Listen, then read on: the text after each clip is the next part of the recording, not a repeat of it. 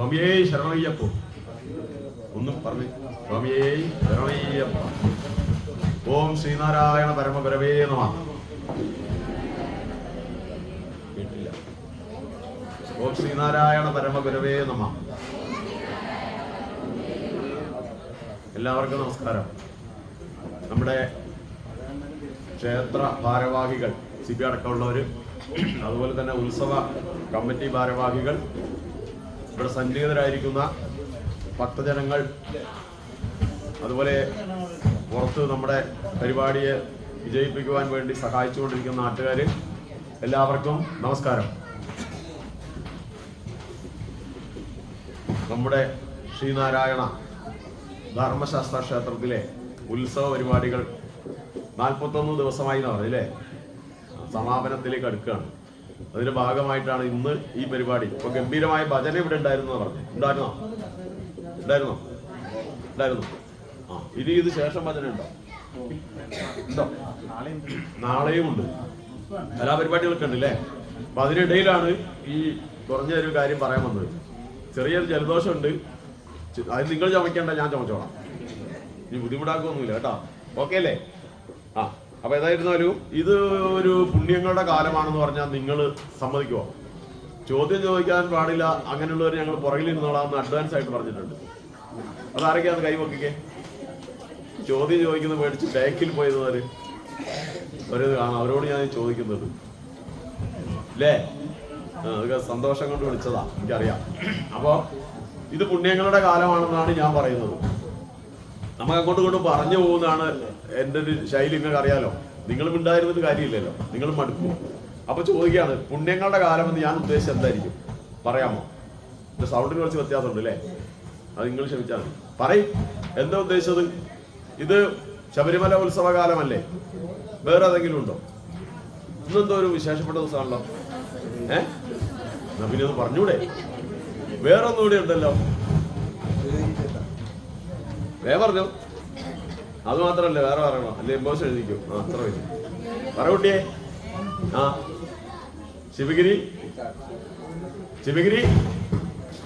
ശിവഗിരി തീർത്ഥാടനവുമാണ് അല്ലേ? അപ്പൊ പുണ്യങ്ങളുടെ കാലമല്ലേ? അപ്പൊ അങ്ങനെ വളരെ വിശേഷപ്പെട്ട ഒരു കാലത്താണ് നമ്മുടെ ഉത്സവവും നടക്കുന്നത്.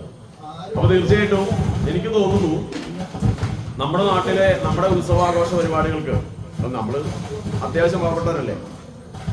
ആണോ? അല്ലേ? എനിക്കറിയാലോ, ഇവിടെ ഇരിക്കുന്ന ഓരോരുത്തരെയും കൃത്യമായി ഏതാണ് എല്ലാവരും അറിയാം. അപ്പൊ അങ്ങനെ വിഷമമൊക്കെ ഉള്ള നമ്മളുടെ ഈ വിഷമമൊക്കെ മനസ്സിലാക്കിയിട്ട് നമ്മളെ സഹായിക്കുന്ന ഒരുപാട് പേര് നമ്മുടെ നാട്ടിലില്ലേ? ഉണ്ടോ? ഒരു മിണ്ടൂലല്ലോ. എന്താ CBA? അതാരോ ഒച്ച ഉണ്ടാക്കുന്നത്? ലൂസ് കണക്ഷൻ എവിടെ ഉണ്ടതാ? ഗ്യാബിനാ? എന്തിനാ ലൂസ് ആയത്? എന്നാൽ കുഴപ്പമില്ല. കേൾക്കുന്നില്ലേ? നിങ്ങൾ കേൾക്കുന്നില്ലേ? പിന്നെ അപ്പൊ ഞാൻ ചോദിക്കുന്നത്, നമ്മുടെ നാട്ടുകാരെല്ലാം നമ്മളെ സഹായിക്കുന്നില്ലേ? ഉണ്ട്. അപ്പൊ നമ്മളാരും ഓർക്കണ്ടേ? ഈ പുണ്യദിനത്തിൽ ഓർക്കണ്ടേ? ഇന്ന് വിശേഷപ്പെട്ട ദിവസമാണ് നമ്മുടെ സഹോദരന്മാരായ ക്രിസ്ത്യാനികൾക്കും. ക്രിസ്തുമസ് അല്ലേ? അപ്പൊ ക്രിസ്തുമസിനെ ഒന്ന് ഓർത്തിട്ടല്ലേ നമുക്ക് പോകേണ്ടത്. അപ്പൊ അവർക്കും നമ്മളോടൊരു സന്തോഷം തോന്നൂലേ? അപ്പൊ എനിക്ക് തോന്നിയ ഒരു ബൈബിളിലൊരു കഥ പറയാമെന്ന് തോന്നുന്നു. ആദ്യം ബൈബിളിലൊരു കഥ. ഉണ്ണിയേശു ബത്ലഹേമിലെ പുൽത്തൊഴുത്തിലാണ് പിറന്നത്. അതെല്ലാവർക്കും അറിയാലോ അല്ലേ?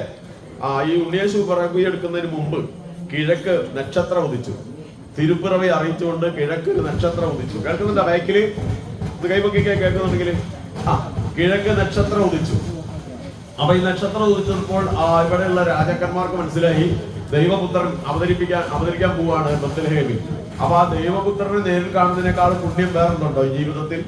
അപ്പോ ഈ രാജാക്കന്മാർ, ഒരു 4 രാജാക്കന്മാര് ആ ദൈവപുത്രനെ കാണാൻ തീരുമാനിച്ചു. അങ്ങനെ പരസ്പരം സന്ദേശം അയച്ച് അവർ തമ്മിൽ ഒത്തു. നമുക്ക് ഒരുമിച്ച് പോകണം.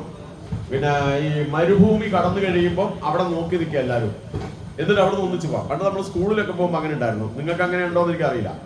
നമ്മൾ നമ്മുടെ വീട്ടിൽ നിന്ന് നടന്നു വരും, വേറെ വീട്ടിൽ നിന്നൊക്കെ കൂട്ടുകാർ വരും, എന്നിട്ട് ഒന്നിച്ച് ചേരുന്ന സ്ഥലത്ത് വരുമ്പോൾ നമ്മൾ ഒന്നിച്ച് പോകാൻ തുടങ്ങി. അപ്പൊ നമ്മൾ അഥവാ പോയാൽ നമ്മളെ കാത്തു നിൽക്കാതിരിക്കാൻ വേണ്ടി ഒരു അടയാളം ഇടും. ഓർമ്മയുണ്ട് ആർക്കെങ്കിലും? എന്തായിരുന്നു?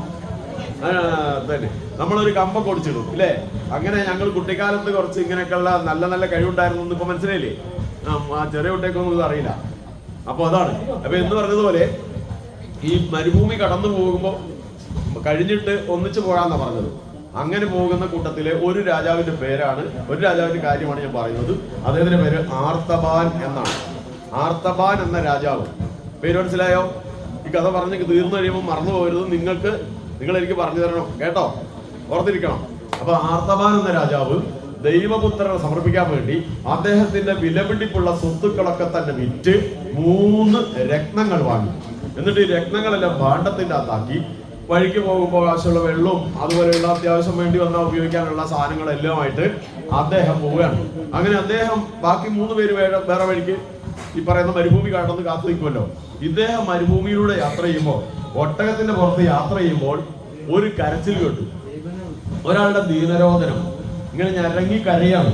ഈ കരച്ചിൽ കേട്ട് കഴിഞ്ഞപ്പോ ഈ രാജാവ്, ദൈവപുത്രനെ കാണാൻ പോകുന്ന രാജാവ്, ഒട്ടകത്തെ അവിടെ നിർത്തിയിട്ട് അവിടെ ഇറങ്ങിയിട്ട് നോക്കി, ആരാണെന്ന് നോക്കി. അങ്ങനെ നോക്കി ചെന്നപ്പോ മണലാരണ്യത്തിൽ ഒരു ഭാഗത്ത് ഒരു മനുഷ്യൻ ശരീരമാകെ മുറിവേറ്റ് രക്തം വാർന്ന് കിടക്കുകയാണ്.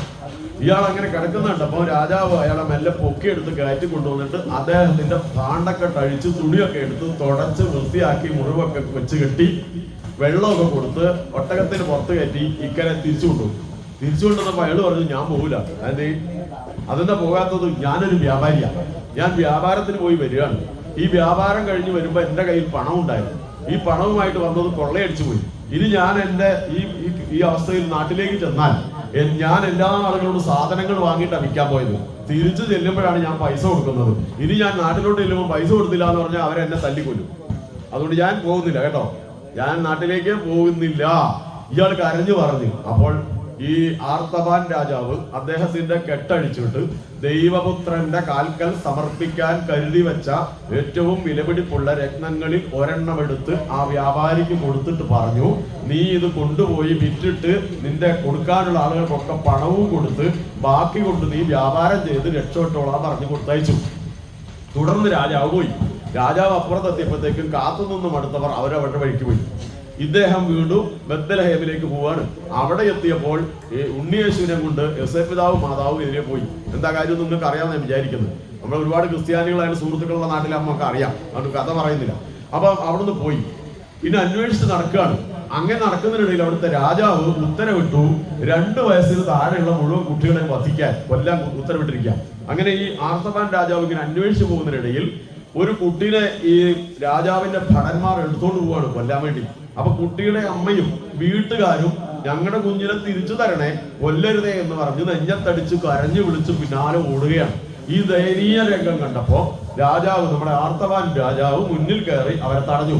എന്നിട്ട് പറഞ്ഞ ആ കുഞ്ഞിനെ തിരിച്ചു കൊടുക്കണം, ഞങ്ങൾ കൊടുക്കൂല, മാറിക്കോളാൻ പറഞ്ഞു. അപ്പൊ അദ്ദേഹം ചെയ്തതെന്നറിയാമോ? ഈ കെട്ടഴിച്ച് 2ാമത്തെ വിലപിടിപ്പുള്ള രക്തമെടുത്ത് ആ പടയാളികൾക്ക് കൊടുത്തിട്ട് ആ കുഞ്ഞിനെ വാങ്ങി തിരിച്ചു കൊടുത്തു. എന്നിട്ട് വീണ്ടും ഇതെങ്ങനെ പോവാണ്. അവിടെയുണ്ട് എന്ന് പറയുമ്പോൾ അവിടെ ചെല്ലുമ്പോൾ അവിടെ ഇല്ല, ഇവിടെ ഉണ്ട് എന്ന് പറയുമ്പോൾ ഇവിടെ ഇല്ല. അങ്ങനെ നടന്ന് കുറെ അന്വേഷിച്ച് ഒരു ദിവസം ഇതേപോലെ തന്നെ കുറെ പേർ ചേർന്ന് ഒരു യുവതിയെ തട്ടിക്കൊണ്ടു പോവാണ്. യുവതി ഇങ്ങനെ കരഞ്ഞു വിളിക്കുന്നുണ്ട്, രക്ഷിക്കണേ. അപ്പൊ ഇദ്ദേഹത്തിന്റെ മുന്നിൽ വന്നു പെട്ടു. ഇദ്ദേഹം അവരെ തടഞ്ഞു. അവർ പറഞ്ഞു, താങ്കൾ മാറിക്കോളൂ, അല്ലെ താങ്കളെ കൊല്ലുമെന്ന് പറഞ്ഞു. പക്ഷെ അദ്ദേഹം അവിടെ നിന്ന് ഉടനെ തന്നെ കെട്ടഴിച്ച് 3ാമത്തെ രത്നവും എടുത്ത് ആ പറഞ്ഞ ആ കൊള്ളക്കാർക്ക് ആ പെൺകുട്ടിയെ പിടിച്ചോണ്ട് പോകുന്നവർക്ക് കൊടുത്തിട്ട് ആ പെൺകുട്ടിയുടെ മാനം രക്ഷിച്ചു. അങ്ങനെ 3 രത്നവും തീർന്നു. പിന്നെയും അദ്ദേഹം അന്വേഷിച്ച് നടക്കുകയാണ്. അങ്ങനെ അന്വേഷിച്ച് അവസാനം 33 വർഷം കഴിഞ്ഞപ്പോൾ ഒരു ദിവസം വെള്ളിയാഴ്ച കാൽവരിക്കുന്നിന്റെ താഴ്വരയിലൂടെ അദ്ദേഹം ഇങ്ങനെ നടന്നു പോകുമ്പോ മുകളിൽ നിന്ന് ധാരാളം ആളുകൾ കരഞ്ഞ് കണ്ണുനീർ വാർത്ത് ഇറങ്ങി വരുന്നുണ്ട്. അപ്പൊ അദ്ദേഹം ചോദിച്ചു, എന്ത് പറ്റി, എന്തുകൊണ്ടാണ് നിങ്ങൾ ദുഃഖിതരായിരിക്കുന്നത്, എന്തുകൊണ്ടാണ് നിങ്ങൾ കരയുന്നത് എന്ന് ചോദിച്ചു. അപ്പൊ അവർ പറഞ്ഞു, നിങ്ങൾ അറിഞ്ഞില്ലേ, യേശുദേവനെ കുരിശിൽ തറച്ചു. അത് ഞെട്ടിപ്പോയി. അത് അപ്പോഴാണ് അറിയുന്നത്. അത് ഞെട്ടിപ്പോയി. അതേ ആ വഴിയിൽ അപ്പോൾ തന്നെ മുട്ടുകുത്തി നിന്ന് ദൈവത്തെ വിളിച്ചു, ദൈവമേ, ഞാനെന്തൊരു വലിയ പാപിയാണ്, അങ്ങയ്ക്ക് സമർപ്പിക്കുവാൻ കൊണ്ടുവന്ന രത്നങ്ങളെല്ലാം ഞാൻ നഷ്ടപ്പെടുത്തി കളഞ്ഞല്ലോ. ഇനി ഞാൻ എങ്ങനെയാണ് നാട്ടിലേക്ക് പോകുന്നത്, ഞാൻ എന്തൊരു വലിയ പാപിയാണ് എന്ന് പറഞ്ഞ് വിലപിച്ച് കരഞ്ഞ് പ്രാർത്ഥിക്കുകയാണ്. അപ്പോൾ പെട്ടെന്ന് അന്തരീക്ഷത്തിൽ നിന്ന് ഒരു അശരീരി ഉണ്ടായി. ആർത്തബാൻ നീ ചെയ്തതെല്ലാം ശരിയാണ്. നീ ആദ്യത്തെ രത്നവും രണ്ടാമത്തെ രത്നവും മൂന്നാമത്തെ രത്നവും എനിക്ക് തന്നെയാണ് തന്നത്. നിന്നെപ്പോലെ തന്നെ നിന്റെ അയൽക്കാരനെ സ്നേഹിക്കുന്നതാണ് ഏറ്റവും വലിയ ഈശ്വരഭക്തി. അതുകൊണ്ട് നിന്നെ ഞാൻ ഉടലോടെ സ്വർഗത്തിലേക്ക് കൊണ്ടുപോകുന്നു. അശരീരി വന്നു അദ്ദേഹത്തെ സ്വർഗത്തിലേക്ക് കൊണ്ടുപോയി എന്നതാണ് കഥ. ഈ കഥയിൽ നിന്ന് എന്താ മനസ്സിലായത്? ഓരോരുത്തർക്കും പറയാം. എന്ത് മനസ്സിലായി? ക്രിസ്ത്യാനികൾ നമുക്ക് തരുന്ന വലിയ സന്ദേശമാണ്. ആർക്കും പറയാം? കുട്ടി പറയാൻ വിചാരിക്കുന്നുണ്ടോ? ഇല്ലേ? ദൈവത്തിന് ഏറ്റവും ഇഷ്ടമുള്ള പൂജ എന്താ നിങ്ങൾക്ക് മനസ്സിലായില്ല? പരോപകാരാർത്ഥം ഇതം ശരീരം നരസേവ നാരായണ സേവ എന്ന് കേട്ടിട്ടുണ്ടോ? ഇല്ലേ? കേട്ടില്ല എന്ന് പറഞ്ഞ എന്താ? മറ്റുള്ളവരെ സഹായിക്കുന്നതാണ് ദൈവത്തിന് ഏറ്റവും ഇഷ്ടം എന്നല്ലേ കുട്ടി? എന്നിട്ട് ഇവരെന്താ പറയാതെ? അല്ലേ? അതാ ഇതേപോലെ ഒരുപാട് കഥകൾ, നമ്മുടെയൊക്കെ കഥകൾ ഇങ്ങനെ തന്നെ കേട്ടോ. ബൈബിള് മാത്രമല്ല, എല്ലാ ഗ്രന്ഥങ്ങളും എല്ലാ പുണ്യഗ്രന്ഥങ്ങളും എല്ലാ മതങ്ങളും പഠിപ്പിക്കുന്നത് തന്നെയല്ലേ? ആണോ? എന്നാ പിന്നെ ഉച്ചത്തിലാണെന്നൊക്കെ പറഞ്ഞൂടെ? എന്നാ അങ്ങനെ പറയും. അതാണ്. അപ്പൊ ഇത് എല്ലാ മതങ്ങളിലും ഉണ്ട്. നമ്മുടെ ഏറ്റവും വലിയ അർത്ഥവാക്യം ഇതാണ്. എന്താണ്? നരസേവ നാരായണ സേവ. നരൻ എന്ന് പറഞ്ഞാൽ ആരാ? നരനാരം നടത്തില്ലേ? മനുഷ്യൻ. മറ്റുള്ള മനുഷ്യരെ സേവിക്കുന്നതാണ് യഥാർത്ഥത്തിൽ നാരായണനാരാ? നാരായണ നാരായണ നാരായണ ഈശ്വരനല്ലേ? അപ്പൊ ഈശ്വരന്റെ ഏറ്റവും ഇഷ്ടപ്പെട്ട പൂജ ഏതാണ്? മറ്റുള്ളവരെ സഹായിക്കുക എന്നുള്ളതാണ്. അപ്പൊ ഈ ക്രിസ്തുമസിന് നമുക്ക് മനസ്സിലാക്കാൻ സാധിക്കുന്നത് ഇങ്ങനെ വലിയൊരു സന്ദേശമാണ്. ഓക്കെ അല്ലേ? അതുപോലെ നമുക്കുണ്ട്, ഞാൻ പറഞ്ഞത് വേണമെങ്കിൽ രന്തിദേവൻ കേട്ടിട്ടുണ്ടോ? രന്തിദേവൻ കേട്ടിട്ടുണ്ടോ? നമ്മുടെ പുരാണത്തിലുള്ള അദ്ദേഹം പാവമായിരുന്നു.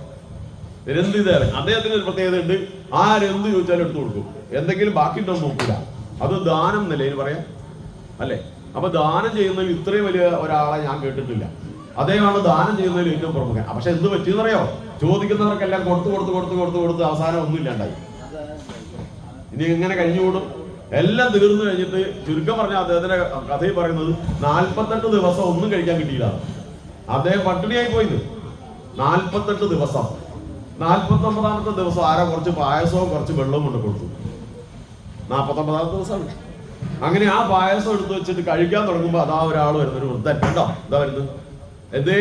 എന്തെങ്കിലും കഴിക്കാൻ കിട്ടുമെന്ന് പറയുമ്പോഴാ എങ്കിൽ അതിലൊരു പങ്കിട്ട് കൊടുത്തു. അങ്ങേര് കഴിക്കാനിരിക്കുമ്പോ അതാ വേറൊരു യുവാവ് വരുന്നു. എന്താ വന്ന്? വിശക്കുന്നുണ്ട്. അത് ഒരു പങ്ക് കൊടുത്തു. പിന്നെ വരുന്ന ആരാന്നറിയാമോ? ഒരു യുവാവും അതിന് കൂടുതൽ കുറെ പട്ടികളും ഉണ്ട്. അവരും ചോദിച്ചു. അപ്പൊ അത് മൊത്തം കൊടുത്തു. എപ്പോഴാ കൊടുത്തെന്ന് ഓർക്കണം. 48 ദിവസം ഒന്നും കഴിക്കാതിരുന്ന ആളാണ് 49ാമത്തെ ദിവസം അല്പം പായസം കിട്ടിയത് പങ്കുവെച്ച് കൊടുത്തത്. എല്ലാം തീർന്നു. ഇനി ലേശം വെള്ളം ബാക്കിയുള്ളൂ. ആ വെള്ളം എടുത്ത് കുടിക്കാൻ തുടങ്ങുമ്പോൾ അത് അടുത്തയാൾ വരുന്നു. കുറച്ച് വെള്ളം തരുമോ? അതും കൊണ്ട് കൊടുത്തു.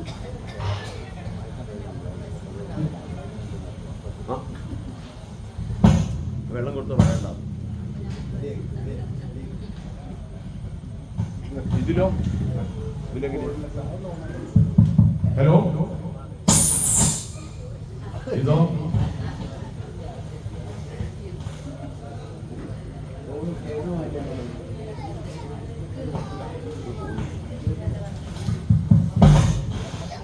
Hello hello hello hello hello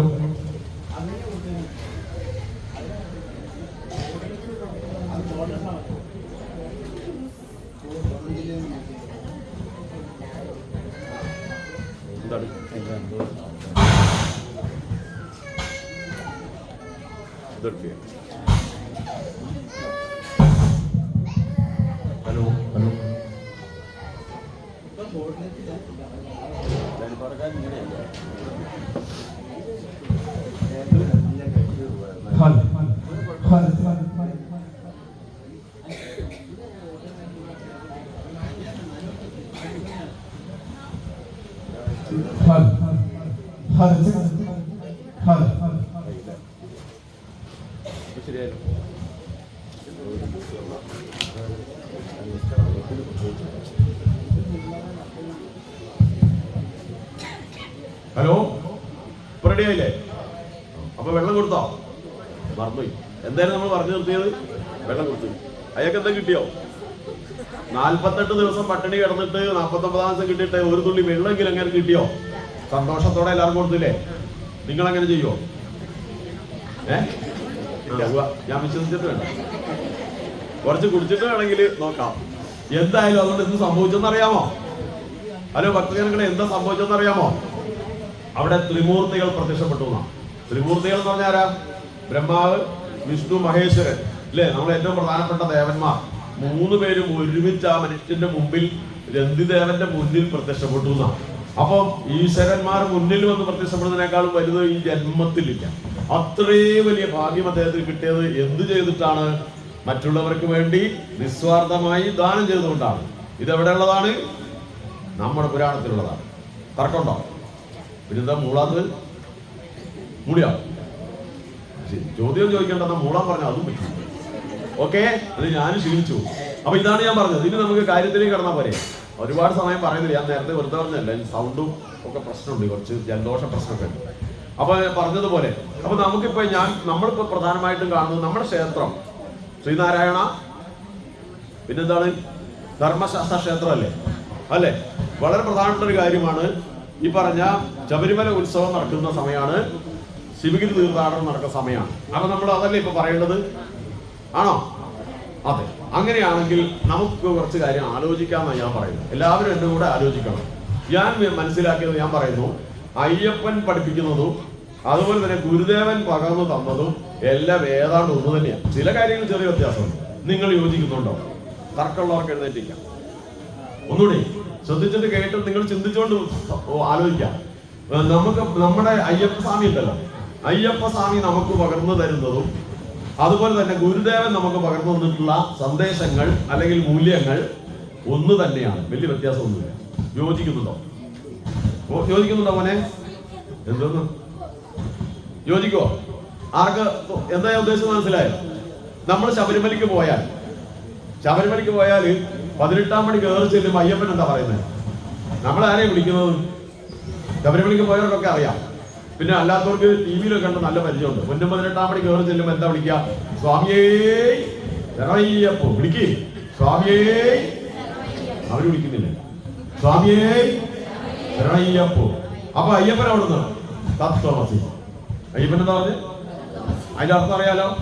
സ്വാമിയേ തന്നെയല്ലടോ. എന്താ പറയുന്നത്? അത് നീ തന്നെ. എന്താ പറയുന്നത്? അയ്യപ്പൻ എന്താ പറയുന്നത്? ഓരോ സ്വാമിയോട് എന്താ പറയുന്നത്?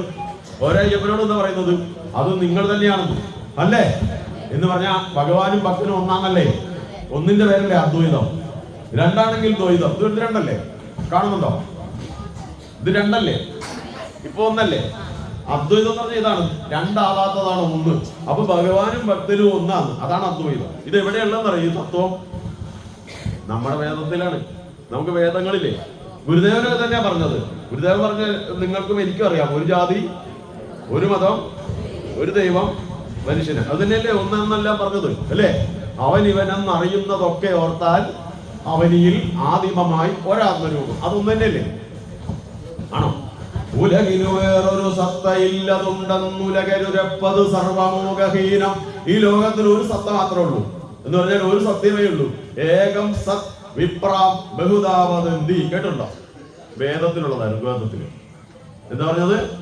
ഏകം സത് വിപ്രാം ബഹുധാവദന്തി. സത്യം ഒന്നേ ഉള്ളൂ, അറിവുള്ളവർ പലതരത്തിൽ വ്യാഖ്യാനിക്കുന്നു. പിടികിട്ടിയോ? ഇല്ലേ? ദൈവം എത്ര ഉണ്ട്? ഒന്നേ ഉള്ളൂ. ആ ദൈവം എവിടെയുണ്ട്? എവിടെയുണ്ട്? ഇവിടെ ഉണ്ടോ? എല്ലായിടത്തും ഉണ്ട്. ഇല്ലേ? ഉണ്ടോ? ഈശാവാസ്യം ഇതം സർവം എന്ന് പറഞ്ഞാൽ മനസ്സിലായോ? അത് മലയാളം അല്ലേ? അല്ലേ? ഭാഷ സംസ്കൃതമാണ്, പക്ഷെ നമുക്ക് മനസ്സിലാവില്ലേ? ഈശാവാസ്യം ഇതം സർവം. ഈശ്വരൻ ഇവിടെ എല്ലാം വസിക്കുന്നു എന്നല്ലേ? അല്ലേ? അതാണ്. അത് കൃഷ്ണ ഭഗവാൻ പറഞ്ഞിട്ടുണ്ട്. അഹം ആത്മാ ഗൂഢ കേശ സർവഭൂതാശയ സ്ഥിത. അഹം എന്ന് പറഞ്ഞാൽ നാം. കൃഷ്ണ ഭഗവാനാണ് പറയുന്നത്. നാം, ഞാൻ, അഹം ആത്മാവായിട്ട്, ആത്മാ ഗൂഢാകേശ സർവഭൂതാശയ സ്ഥിത. സകല ഭൂതങ്ങളിലും ആത്മാവായി ഞാൻ കുടികൊള്ളുന്നു. അപ്പൊ എന്താണ്? എല്ലാം ഒന്ന് തന്നെയല്ലേ? ഇത് ആരുടെ തത്വമാണ്? ഈ ചിറ്റാനി പറക്കാൻ വരുന്നിട്ടോ? എന്തോ പിന്നെ പോയോ? എന്തോ ഈ തണുപ്പ് കാലത്ത് പ്രത്യേകിച്ച് മൈക്കിന് കേടുണ്ടാവും. പോയോ? സിബിഐ